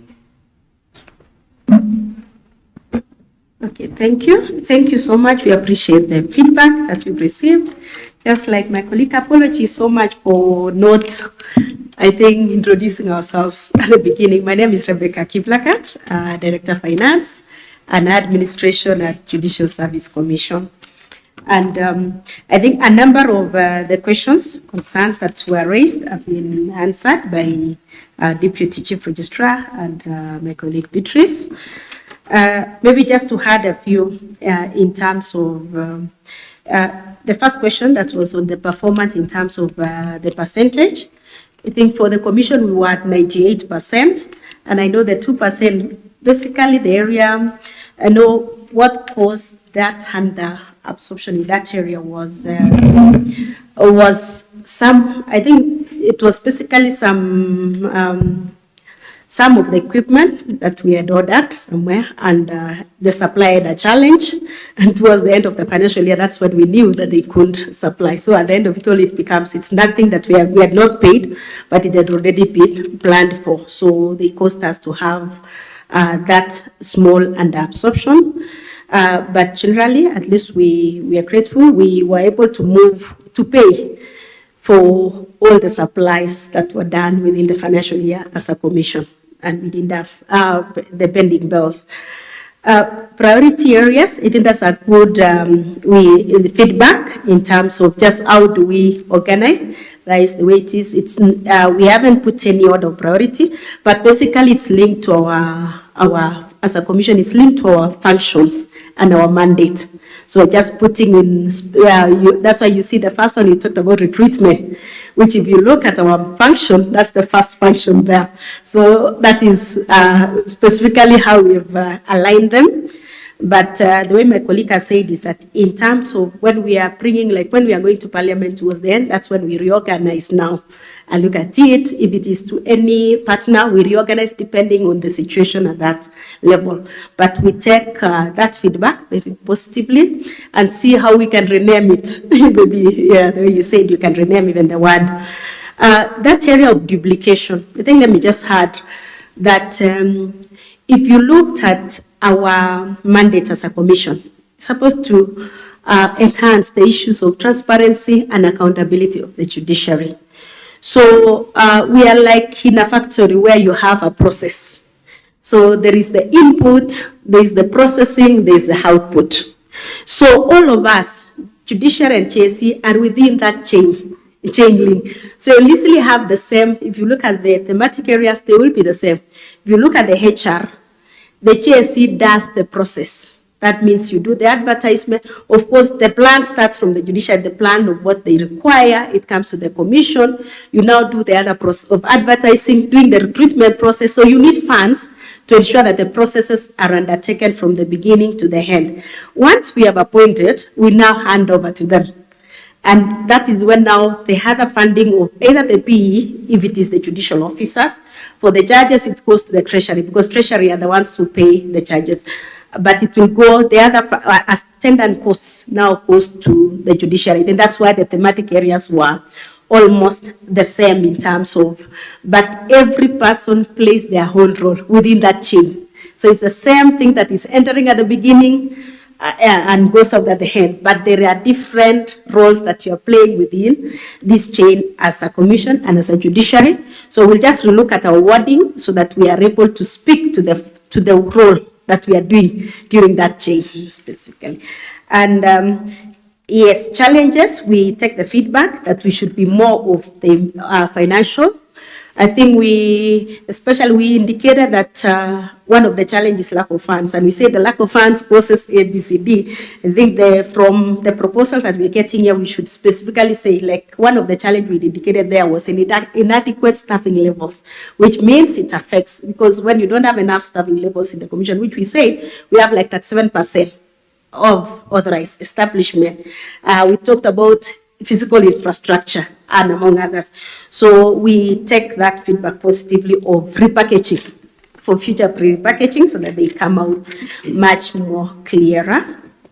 Yes, there's also the proposal of collaboration between judiciary and GSC so that we can be cost effective. We want to confirm that we really collaborate. For example, this public hearing, you can see that these two institutions just using the same resources to undertake the same activity. We have a number of things like some of the ICT systems that we use. We share the resources. There are some systems that we use from the judiciary, so we don't have a system, so that we don't have duplicate in terms of the system. So the only ones we only do are the unique ones. So that is one of the ways we've used to ensure that we've reduced the cost or even use the resources, the resources that we have. So we collaborate a lot with the judiciary, work together. Appearing like when we have engagements, the elaborate engagements with parliament, with wherever, we don't do as different institutions, we do one engagement. That way, this becomes more cost effective. And a number of other areas where we work together as the two institutions.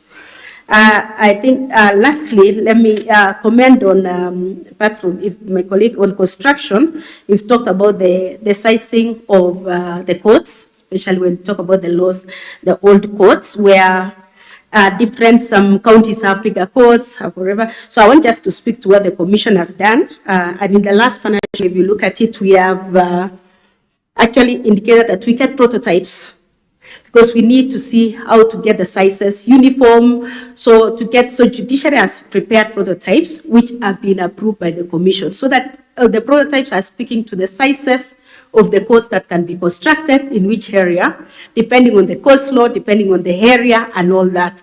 So that is the aspect of the policy, the oversight that the commission has done, just to make sure that those prototypes are done of different sizes. If we have the small ones, the mid ones, and of course the big ones that can be done within the city for that case. So with that, I think I've answered what we needed from the commission. Thank you so much.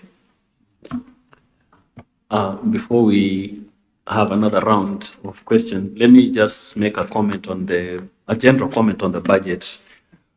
We've been seeking to have, and for a long time we've been making a case for having a percentile of the national budget to be able to support the work of the judiciary.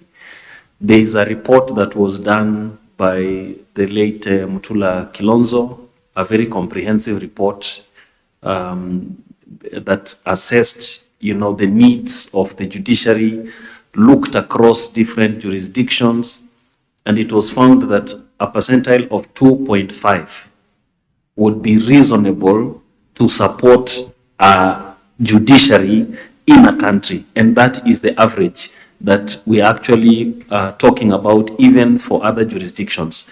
And let me just explain what that means in terms of an economy. You see, we've talked here about challenges, for example, on personnel. If you look at, let's take Europe, for example. Europe, of course, is a very developed continent, and, their economy is at another level. But if you look at the average number of judges per capita, the average, some are much higher, others are low, but the average is 18 judges to a population of 100,000. 18 judges to a population of 100,000. Now, if you were to take that per capita to 50 million, those who are good in math, how many judges and judicial officers do you need for a population such as ours in Kenya? 18 to 100,000. How many do you need? Let's say Europe is very advanced, so for us we can even do with 100. I mean, we can even do with 10 judicial officers or judges to 100,000. You will find if you are to go with the European average, you will be talking about 9,000 judges or judicial officers to service the population that we have in Kenya. Now, that number, of course, is very high for many reasons, the budget, whatever. If you are to get even a half of that, the issues we are talking about, delay in cases, the systemic challenges would be drastically reduced. Now, how many judges and judicial officers do we have in Kenya for 50 million? We have less than 1,000. We have 300 judges. We have 500, I think, and 50 judicial officers. So we are talking about total less than 1,000 for a population of 50 million. So even if you are to go much lower than the average I'm giving you, it means some of the challenges we are talking about are challenges that are extremely difficult to resolve because these are human beings. Some of the courts, when you go to those courts, you find a magistrate has got a cause list in the morning of 40 matters. How are they expected to finish all that? And, you know, so the averages we have that we're dealing with are really high. And that is a function of budget. Secondly, if you look at the question of infrastructure that Gilbert talked about, we are guaranteed percentile, of the budget. Certain infrastructural issues we are talking about, then will be things of the past because we will be expanding in tandem with the size of the economy. Because the economy then is what determines what sort of numbers are we looking at in terms of personnel, in terms of infrastructure, in terms of automation. So that speaks very clearly to the question of capacity. That is, a big deal even in this conversation. I just want to put that in context so that we get to understand what really are we dealing with here when we talk about infrastructure challenges, personnel, delay in cases, automation, not having adequate laptops for personnel and things like those. But that said, of course, we are working with the best that we have at the moment. So we could have another round of questions. Down here. A microphone in. Yes, how are you? My name is Veronica. I'm a consultant in sales. My company is called Carissa Mosao. So I've just come from the other budget meeting, and there were some issues that I had in Dindi Nyoro raise, saying that 67% is what we are able to collect. So in sales, what we do is that when we can't go deep, we go wide in terms of collection, in terms of spreading the net. So there's an opportunity here that if judiciary brings this up, it will solve two problems. First of all, it will solve the femicide. Then secondly, it will solve the issue of budget. Judiciary is always crying. We have so many cases. We have not enough judges, which is a valid point, right? So as a consultant, one of the things is that we look for new sources of income. So one of the sources of income that I was going to propose is alimony. Alimony. Alimony is where anyone who fathers a child is made to pay for that child, and the money is cut from their salary or from their business through KRA. And that cost of processing that process will earn the judiciary a certain amount of money, and even they can set up a special court that will hear alimony issues determined by DNA. When you go to the West, you find Judge Judy, paternity courts. This is what they're deciding on. It's time us as Africa, we start moving towards that direction. Because you find out that the reason that the women are going through femicide or gender-based violence is because of a source of income to take care of a child, which the man sired, or in other cases, even women have had children and they don't have anyone to take care of them. So if the judiciary went to Parliament and said, this is how we have come up of a way to increase judges, because you'll agree with me, and to sort the issue of femicide and gender-based violence. And we want 30%, we don't want 50%. 30% of every salaried employer. There are very many people. Yeah? This now will bring some order and work together with the police. And the police will have their processing fee for finding these people. And then 30% goes to the women. And the judiciary can say, look, we don't want a lot of money. We want 3,000 every time that money is collected. We have a population of 50,000 Kenyans.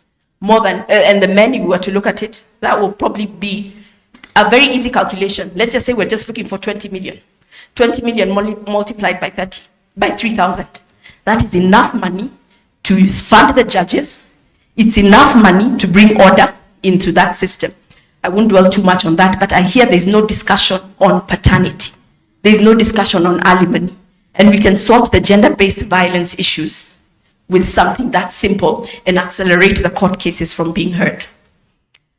And that can come from the judiciary, Martha Koome, yes, and the police, Douglas Kanja, to say this is the solution we have come up in sorting gender-based violence, and the police get their percentage for collection, which they could say, if judiciary is taking 3,000, us will take only 2,000 monthly.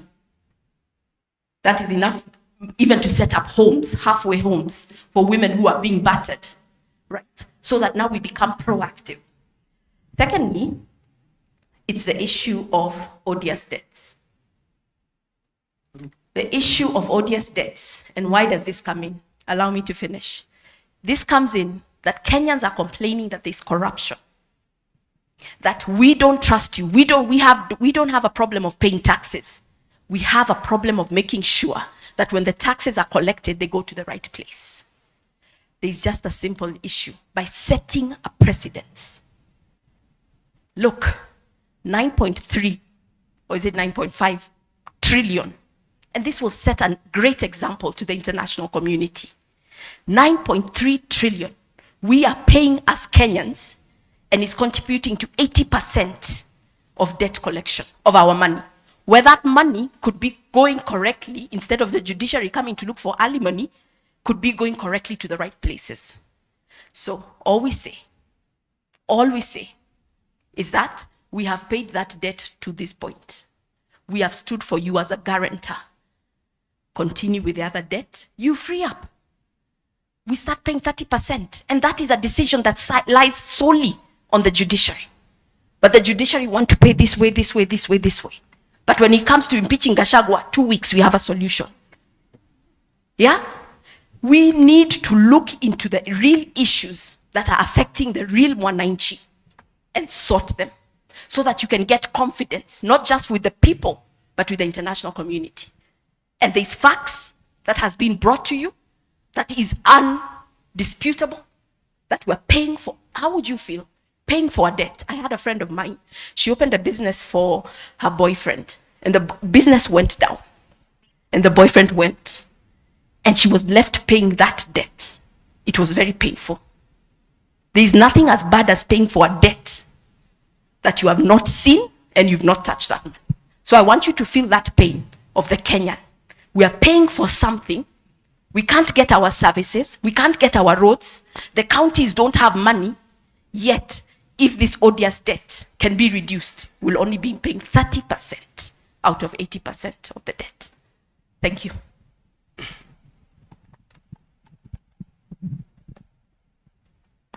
Another comment? Yeah.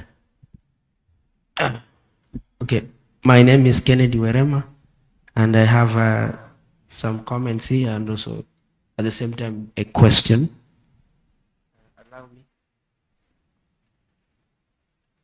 Allow me to read on side of the Constitution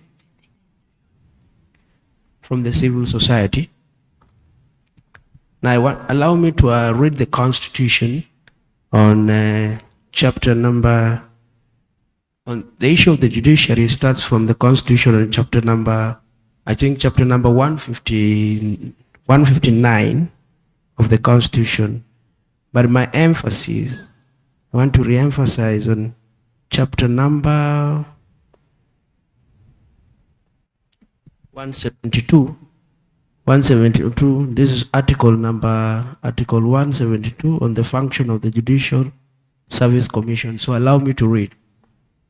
The Judicial Service Commission shall promote and facilitate the independence and accountability of the judiciary and the efficient, effective, and transparent administration of justice.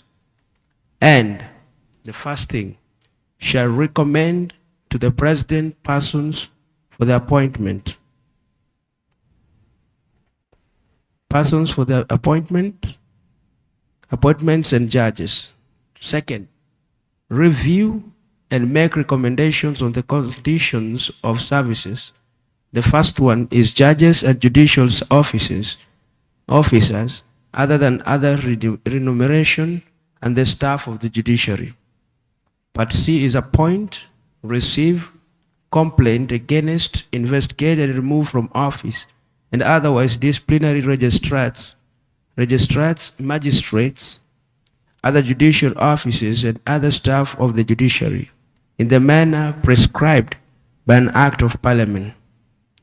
The next point is prepare and implement programs for the continuing education and training of judges and judicial officers, and advise the national government on improving the efficiency of the administration of justice. The second thing is that in the performance of its functions, this is now Judicial Service Commission, shall competitiveness and transparent process of appointment of judicial officers and other staff of judiciary and promotion of gender equality. Now, lastly is on article number 175. So my questions will come on the two articles, each and every article, this article 172 and article 173. So let me read the article, the last article now. 173, about judicial fund. There is established a fund to be known as the Judicial Service Fund. This fund shall be administered by the Chief Magistrate of the Judiciary. The fund shall be used for administrative expenses of the judiciary and such other purposes may be necessary for the discharge of the function of the judiciary. Number 3, each financial year, the Chief Registrar shall prepare estimates of expenditure for the following year and submit them to the National Assembly for approval. Kindly ask the question.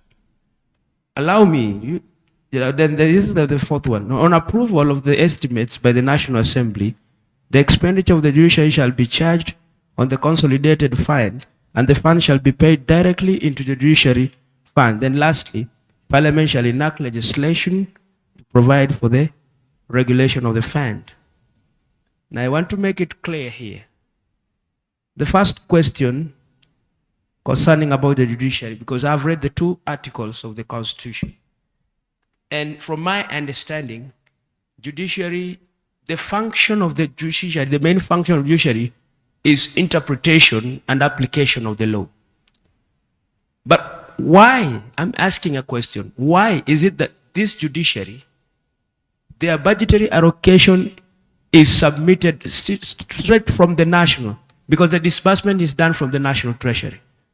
The little money you have been given by the government, why are you not utilizing it to an extent that we are seeing things that are happening in terms of decision making in most of the cases?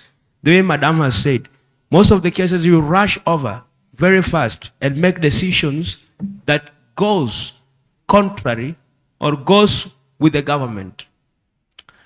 Another question. Why is there some cases you are taking too long? You're taking time on such cases. You are buying time in terms of making decisions on this. You are taking like the cases that are supposed to be answered in within maybe 1 month or 1 week is answered maybe after 6 months. What is going on? And yet the Treasury is responsible in paying those charges, because that is what you say. That is a statement I have heard from you, because the Treasury is the one who's pay the judges and everything. Now, why are you taking time? So in short, I'm saying time consuming in terms of making your decision. Number two, that is number one. Number one, I will say misappropriate of funds. You misappropriate your funds. The little you have from the government, you cannot utilize it well to an extent that now we see a significant where we can count that our money has been worked in these areas. Another good thing that I appreciate on the judiciary section, you know, I criticize at the same time I give credit where it deserves. Another thing I can say I give you a credit is in terms of infrastructure. We call it digitization infrastructure. Digitization is part of infrastructure on technology, because technology has advanced. There's advancement of technology. Because it has advanced, we've decided to install many things in the code, of which is good. But now, sometimes we as a young generations, we are asking ourselves, if you leave office and we get inside the office, because the technology is going on advancing, not increasing. The technology is advancing on a daily basis. Many things has been, on a daily basis, there must be technology advancement. Somebody must innovate something that is working on this side, working on this side. We leave the analog when you go to the digitized way. So that one I can really give you credit, because the younger generation, the Gen Z people, the younger generation are anxious to see technology advancing in the courts, of which is good, to an extent that the online judgment, the issues that are being discussed on online can go very well. Even if you are in the United States, decisions are made on your laptop, then you can access everything on your laptop. That is digitalization. Keep it short. Keep it short. I think my question is 2 now. The third question. How many minutes? 1 minute? Yeah, just give me 1 minute. Don't worry. The third question is, some of these judges, because there's a case that we saw, a judge is practicing law, or a judge, somebody is a lawyer or somebody. Then at the end of the day, these are the culprits of grabbing lands. The way the cases here, I see your statement. The Judicial Service Commission is trying to go outside that particular gazette notice that was given out. It was written in the Nation. There are cases about grabbing of land in Thika. So one thing I need to say that is that the Constitution applies to everyone. That one should be practiced. Removal should be done immediately, because you don't have that. You are the people who interpret the law and apply this particular law. Then you go contrary to the law. So, ladies and gentlemen, I want to say that let us work within the ambit of the law, because each and every arm is very important in terms of deliberating issues. At the end of the day, we go to the parliament. The parliament is now answerable. Kindly wind up. We have heard you. Okay. The parliament is now. The questions have been taken, and your comment is also taken, because we might go on and on and on. I think we can have another person make a comment. Japheth? Okay, thank you. Many thanks. My name is Andrita Moronge from the HIV and AIDS Tribunal, the only tribunal in the whole world that deals with issues of violations and rights of people living with HIV. Just the other day, 2 months ago, we had Sierra Leone coming to benchmark so that they can also establish one like the one we have in Kenya. Well, I would like to appreciate the milestones first that the judiciary has so far achieved. Never even in my wildest dreams would I have thought we'd have SGB courts, or even going back to my very, very home county at the Tharaka-Nithi. So that's quite good work. Now, as I have said, there are so many issues in the tribunal. The tribunal is one of those that transited to the judiciary by dint of Articles 159.1, 169.1, that the tribunals move under the judiciary and run and be managed and operated under the judiciary. The issues in the tribunal are many, but I will only highlight three. First, we serve a very vulnerable group. Before the virtual courts, and I would really thank the judiciary for zero rating the tribunal. We file matters for free, I can tell you. Even then, our clients are not able to access the court. Why? Because of financial constraints. Before we had them travel using the buses from all over the country, because the tribunal is only premised at Nairobi, to come and have their cases heard by the tribunal.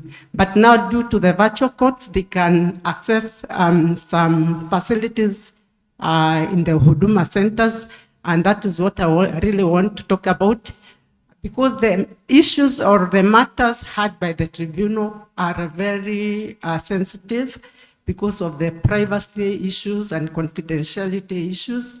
We need to decentralize or have sub-registries in the counties. Even when we are talking about virtual courts, they are not still able to log in and follow proceedings. Why? Because they don't have a gadget. They are not even aware of how they do it.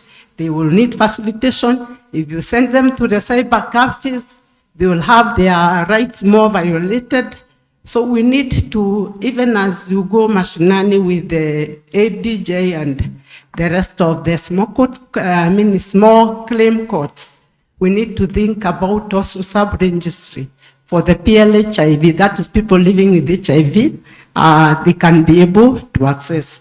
I have been in that tribunal and I've seen the way they struggle even to express themselves when they are called upon to give evidence. We have had issues or some instances where the members have to stop and let them collect themselves because of the emotional and psychological trauma so that they can be able to proceed with the evidence.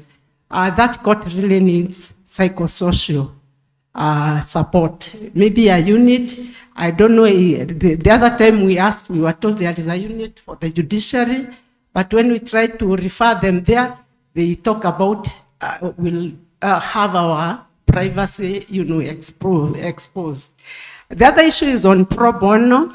I want to thank, some of the lawyers who have come out to take our matters and support our clients on pro bono basis.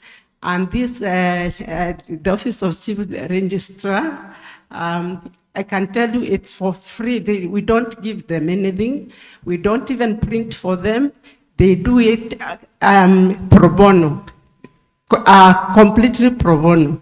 And that's where we were thinking if we could have the HIV tribunal lawyers scheme, supported by the judiciary, if it is possible, I'm not sure, because of the budgetary cuts, that would be very good. Because in 2019, 2020, matters could not move. I heard someone saying matters were taking long. But if you look at the clientele under the HIV tribunal, you'll understand sometimes matters can take like even more than 2 years and defeat the reason why tribunals were established. Why? Because the client is not able to articulate herself or himself on the issues that have brought them to the tribunal. They need support, that is a pro bono, lawyers, maybe scheme to be established or operationalized at the tribunal to assist them. That's all I would like to say for now. Thank you. Thank you very much. I think we leave it at that because we may have so many comments. We want to add our comments there so that those are responded to because of time. And then we wind it up. Thank you very much, Honorable CIJ. Thank you very much again, our dear friends, for your comments. Let me just respond, and then any of my colleagues here at the high table who have got any comments can also add that. Veronica, thank you very much for your comments and your passion. I think we share a passion on SGBV matters. You've had a comment about how we have actually set up courts and we are very robustly going across the country. The Chief Justice, this is a pet subject for her. We are engaging development partners to see how do we have courts across the country that can deal with the matters SGBV. So on that, we share. We've had your comments on creative ways of getting income. I think those that we can will take up. There are other matters, though, that I think really the legislature is best placed to address, because some of these matters, very good thoughts, are really matters of laws that need to be changed so that there's a basis upon which some decisions can then be made. The court stands as an impartial arbiter. The court, the system of court that we have, matters are brought to court. The court cannot initiate matters on its own and then make a decision. The court waits, the parties bring matters to court, and then the court acts as a referee to be able to determine those matters. So that also, I think, helps us to all appreciate the position where the court stands. Kennedy, thank you for your questions.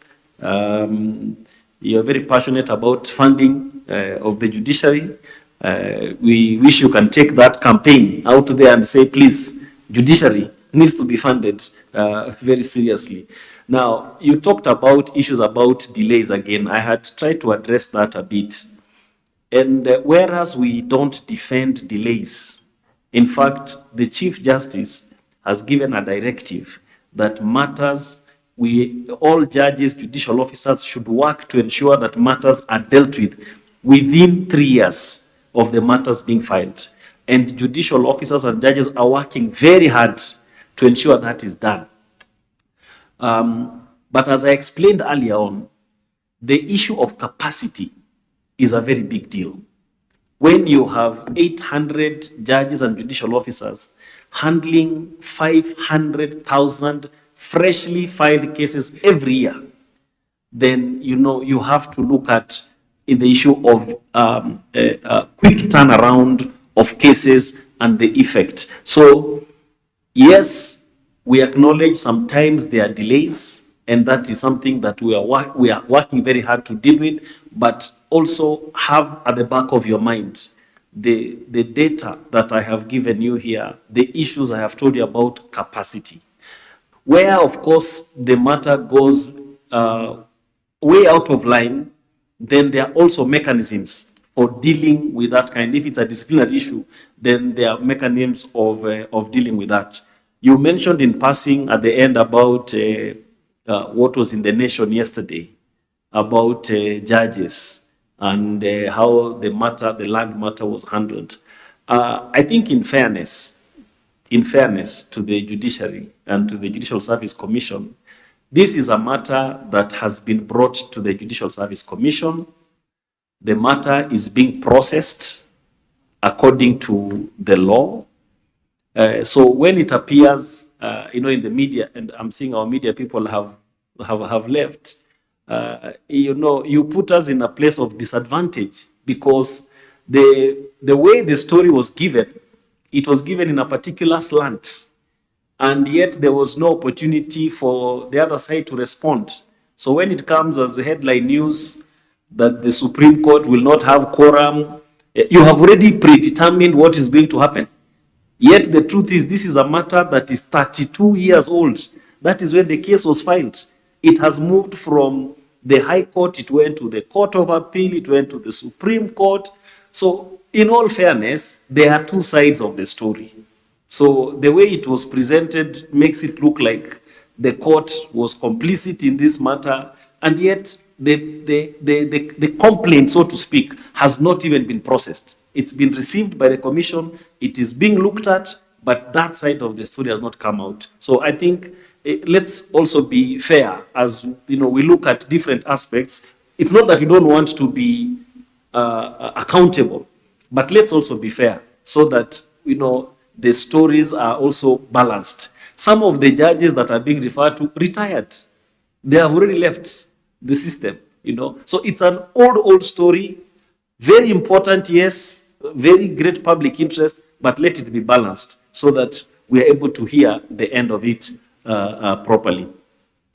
And Rita, you talk about, yes, the tribunal, and we appreciate the work that, is being done by the tribunal. And yes, as you say, a lot has been done to try and support that. Your comment is taken about the sub-registries, and I think working with the Registrar of Tribunals, we'll see how that maybe can be taken forward. And the issue of pro bono, I think some creative engagement with the Law Society can also help. Because again, as you correctly point out, budget issues are very serious. We have a very serious deficit, even dealing with the normal mainstream matters in court, engaging lawyers. So I think we can find creative ways to deal with LSK to see how can they continue to contribute in this very important matter. I will leave it there and ask any of my colleagues on the high table if there's any comment you'd like to make so that we start to wind up this meeting. Thank you very much. We have a question from one of our online participants by the name Good Luck. And the question is, we need to be told on the revenue, that is fines generated for the last financial year, and also spending of the allocated budget in terms of recurrent. I wish to report that for the last financial year, we collected fees and fines to the tune of 2.6 billion. But however, we do remit all revenue direct to the exchequer.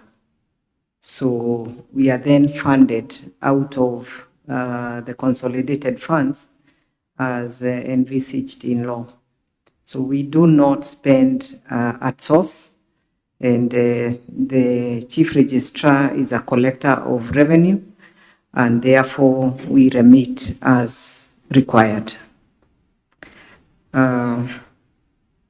I think the other questions have been answered. Maybe just to add on the delays from our passionate Gen Z participant. If you notice, I reported that we reduced our case backlog by 10%.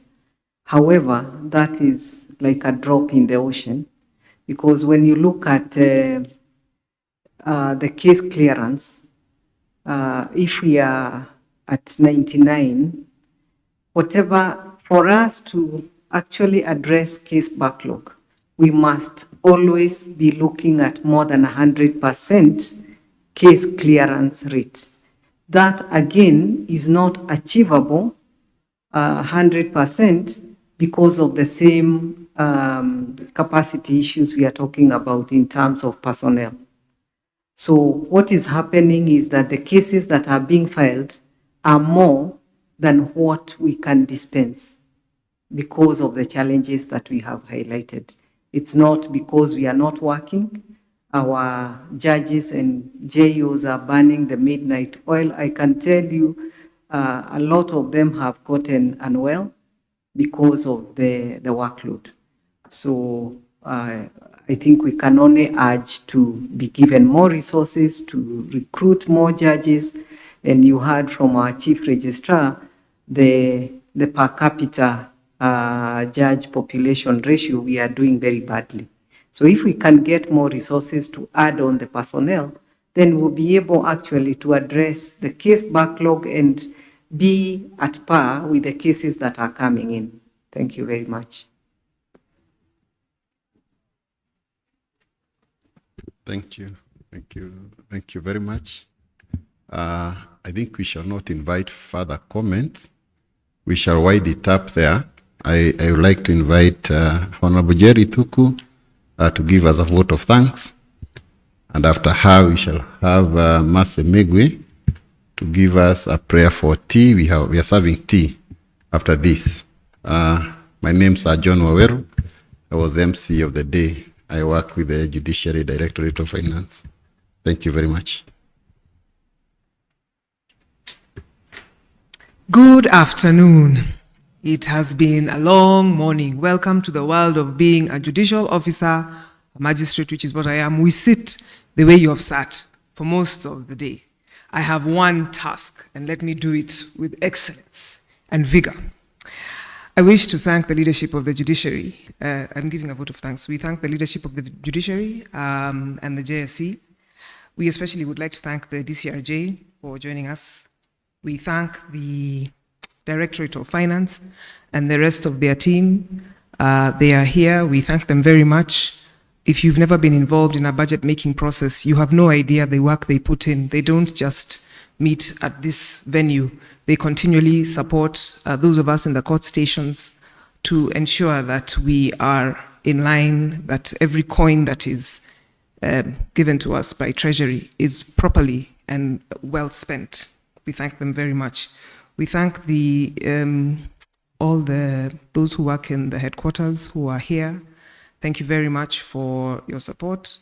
We wish to thank especially Beatrice and Rebecca, as well as Mr. Wanyama, who represent the leadership of the judiciary in terms of the directorates. All of you who came, who woke up this morning and purpose to be here. There are some of you who are compelled to come. Thank you for answering those summons and those directions. There are those of you who came because this is where you work. There are those of you who came just to support. We thank you for your time. We would have been here talking to chairs and just having a small discussion amongst ourselves. But thank you very much for coming. We wish to thank all the judiciary staff who are present. Thank you so much for coming, for sitting in, and for your participation. We had invited members of our court user committees. If you are here and you're a member of our court user committee, thank you very, very, very much for coming. We thank our interpreters. I can see Mary is online and Eunice as well. We thank the ICT team and the social media team. We also want to thank the venue. We thank all those who work within KICC who made it possible. I've not been here. In fact, as I walked in, I think the last time I was here was during Music Festival. Those of you who went to high schools in Kenya and did Music Festival, as we came for nationals, that's the last time I was here. So I'm very impressed to see that it's actually a very nice venue. Allow me just to say it's a very nice venue. Bring us again, judiciary. We are happy to come and be in this auspicious place. And lastly, thank you very much, Mr. Waweru. Thank you for guiding us and for leading us. Ms. Mercy, if you can come and pray for us so that we can refresh ourselves. Thank you.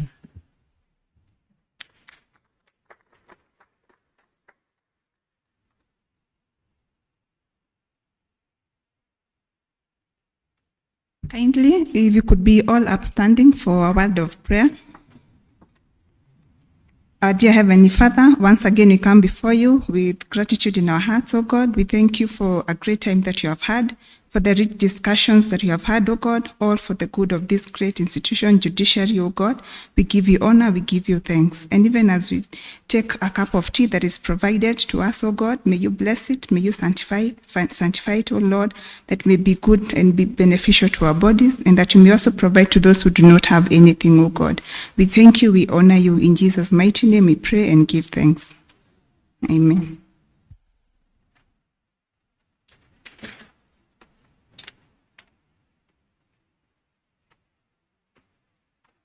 So tea is serving just out here. When you walk out behind this side, you can walk through these staircases, the staircases in front. Yes, thank you very much.